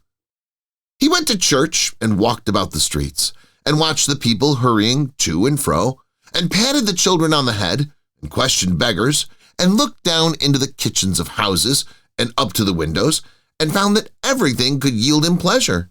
He had never dreamed that any walk, anything, could give him so much happiness. In the afternoon he turned his steps towards his nephew's house. He passed the door a dozen times before he had the courage to go up and knock, but he made a dash and did it. "Is your master at home, my dear?" said Scrooge to the girl. "Nice girl, very." "Yes, sir." "Where is he, my love?" said Scrooge. "He's in the dining room, sir, along with mistress. I'll show you upstairs if you please." "Thank ye, he knows me," said Scrooge, with his hand already on the dining room lock. "I'll go in here, my dear." He turned it gently and sidled his face in round the door. They were looking at the table, which was spread out in great array, for these young housekeepers are always nervous on such points and like to see that everything is right. "Fred!" said Scrooge. Dear heart alive, how his niece by marriage started. Scrooge had forgotten, for the moment, about her sitting in the corner with the footstool, or he wouldn't have done it on any account. "Why, bless my soul!" cried Fred. "Who's that?" "It's I, your Uncle Scrooge. I've come to dinner. Will you let me in, Fred?" "Let him in. It's a mercy he didn't shake his arm off. He was at home in 5 minutes. Nothing could be heartier. His niece looked just the same. So did Topper when he came. So did the plump sister when she came. So did everyone when they came. Wonderful party. Wonderful games. Wonderful unanimity. Wonderful happiness. But he was early at the office next morning. Oh, he was early there. If he could only be there first and catch Bob Cratchit coming late. That was the thing he had his heart set upon. And he did it. Yes, he did. The clock struck 9. No Bob. 1/4 past. No Bob. He was full 18 minutes and a half behind his time. Scrooge sat with his door wide open that he might see him come into the tank. His hat was off before he opened the door, his comforter too. He was on his stool in a jiffy, driving away with his pen as if he were trying to overtake 9 o'clock. "Hello," growled Scrooge in his accustomed voice, as near as he could feign it. "What do you mean by coming here at this time of day?" "I'm very sorry, sir," said Bob. "I am behind my time." "You are," repeated Scrooge. "Yes, I think you are. Step this way, sir, if you please." "It's only once a year, sir," pleaded Bob, appearing from the tank. "It shall not be repeated. I was making rather merry yesterday, sir." "Now I'll tell you what, my friend," said Scrooge. "I'm not going to stand this sort of thing any longer. And therefore," he continued, leaping from his stool and giving Bob such a dig in the waistcoat that he staggered back into the tank again, "and therefore I am about to raise your salary." Bob trembled and got a little nearer to the ruler. He had a momentary idea of knocking Scrooge down with it, holding him, and calling to the people in the court for help and a straight waistcoat. "A Merry Christmas, Bob," said Scrooge, with an earnestness that could not be mistaken, as he clapped him on the back. "A merrier Christmas, Bob, my good fellow, than I have given you for many a year. I'll raise your salary and endeavor to assist your struggling family, and we'll discuss your affairs this very afternoon over a Christmas bowl of smoking bishop, Bob. Make up the fires and buy another coal scuttle before you dot another I, Bob Cratchit." Scrooge was better than his word. He did it all and infinitely more. And to Tiny Tim, who did not die, he was a second father. He became as good a friend, as good a master, and as good a man as the good old city knew, or any other good old city, town, or borough in the good old world. Some people laughed to see the alteration in him, but he let them laugh and little heeded them, for he was wise enough to know that nothing ever happened on this globe for good at which some people did not have their fill of laughter in the outset. And knowing that such as these would be blind anyway, he thought it quite as well that they should wrinkle up their eyes in grins as have the malady in less attractive forms. His own heart laughed, and that was quite enough for him. He had no further intercourse with spirits, but lived upon the total abstinence principle ever afterwards, and it was always said of him that he knew how to keep Christmas well if any man alive possessed the knowledge. May that be truly said of us, and all of us. And so, as Tiny Tim observed, God bless us, every one. Thanks for listening. If you enjoyed the book and my narration, please leave it a like. And subscribe to Stop Book and Listen so you'll know when we publish more books. And of course, God bless you, everyone.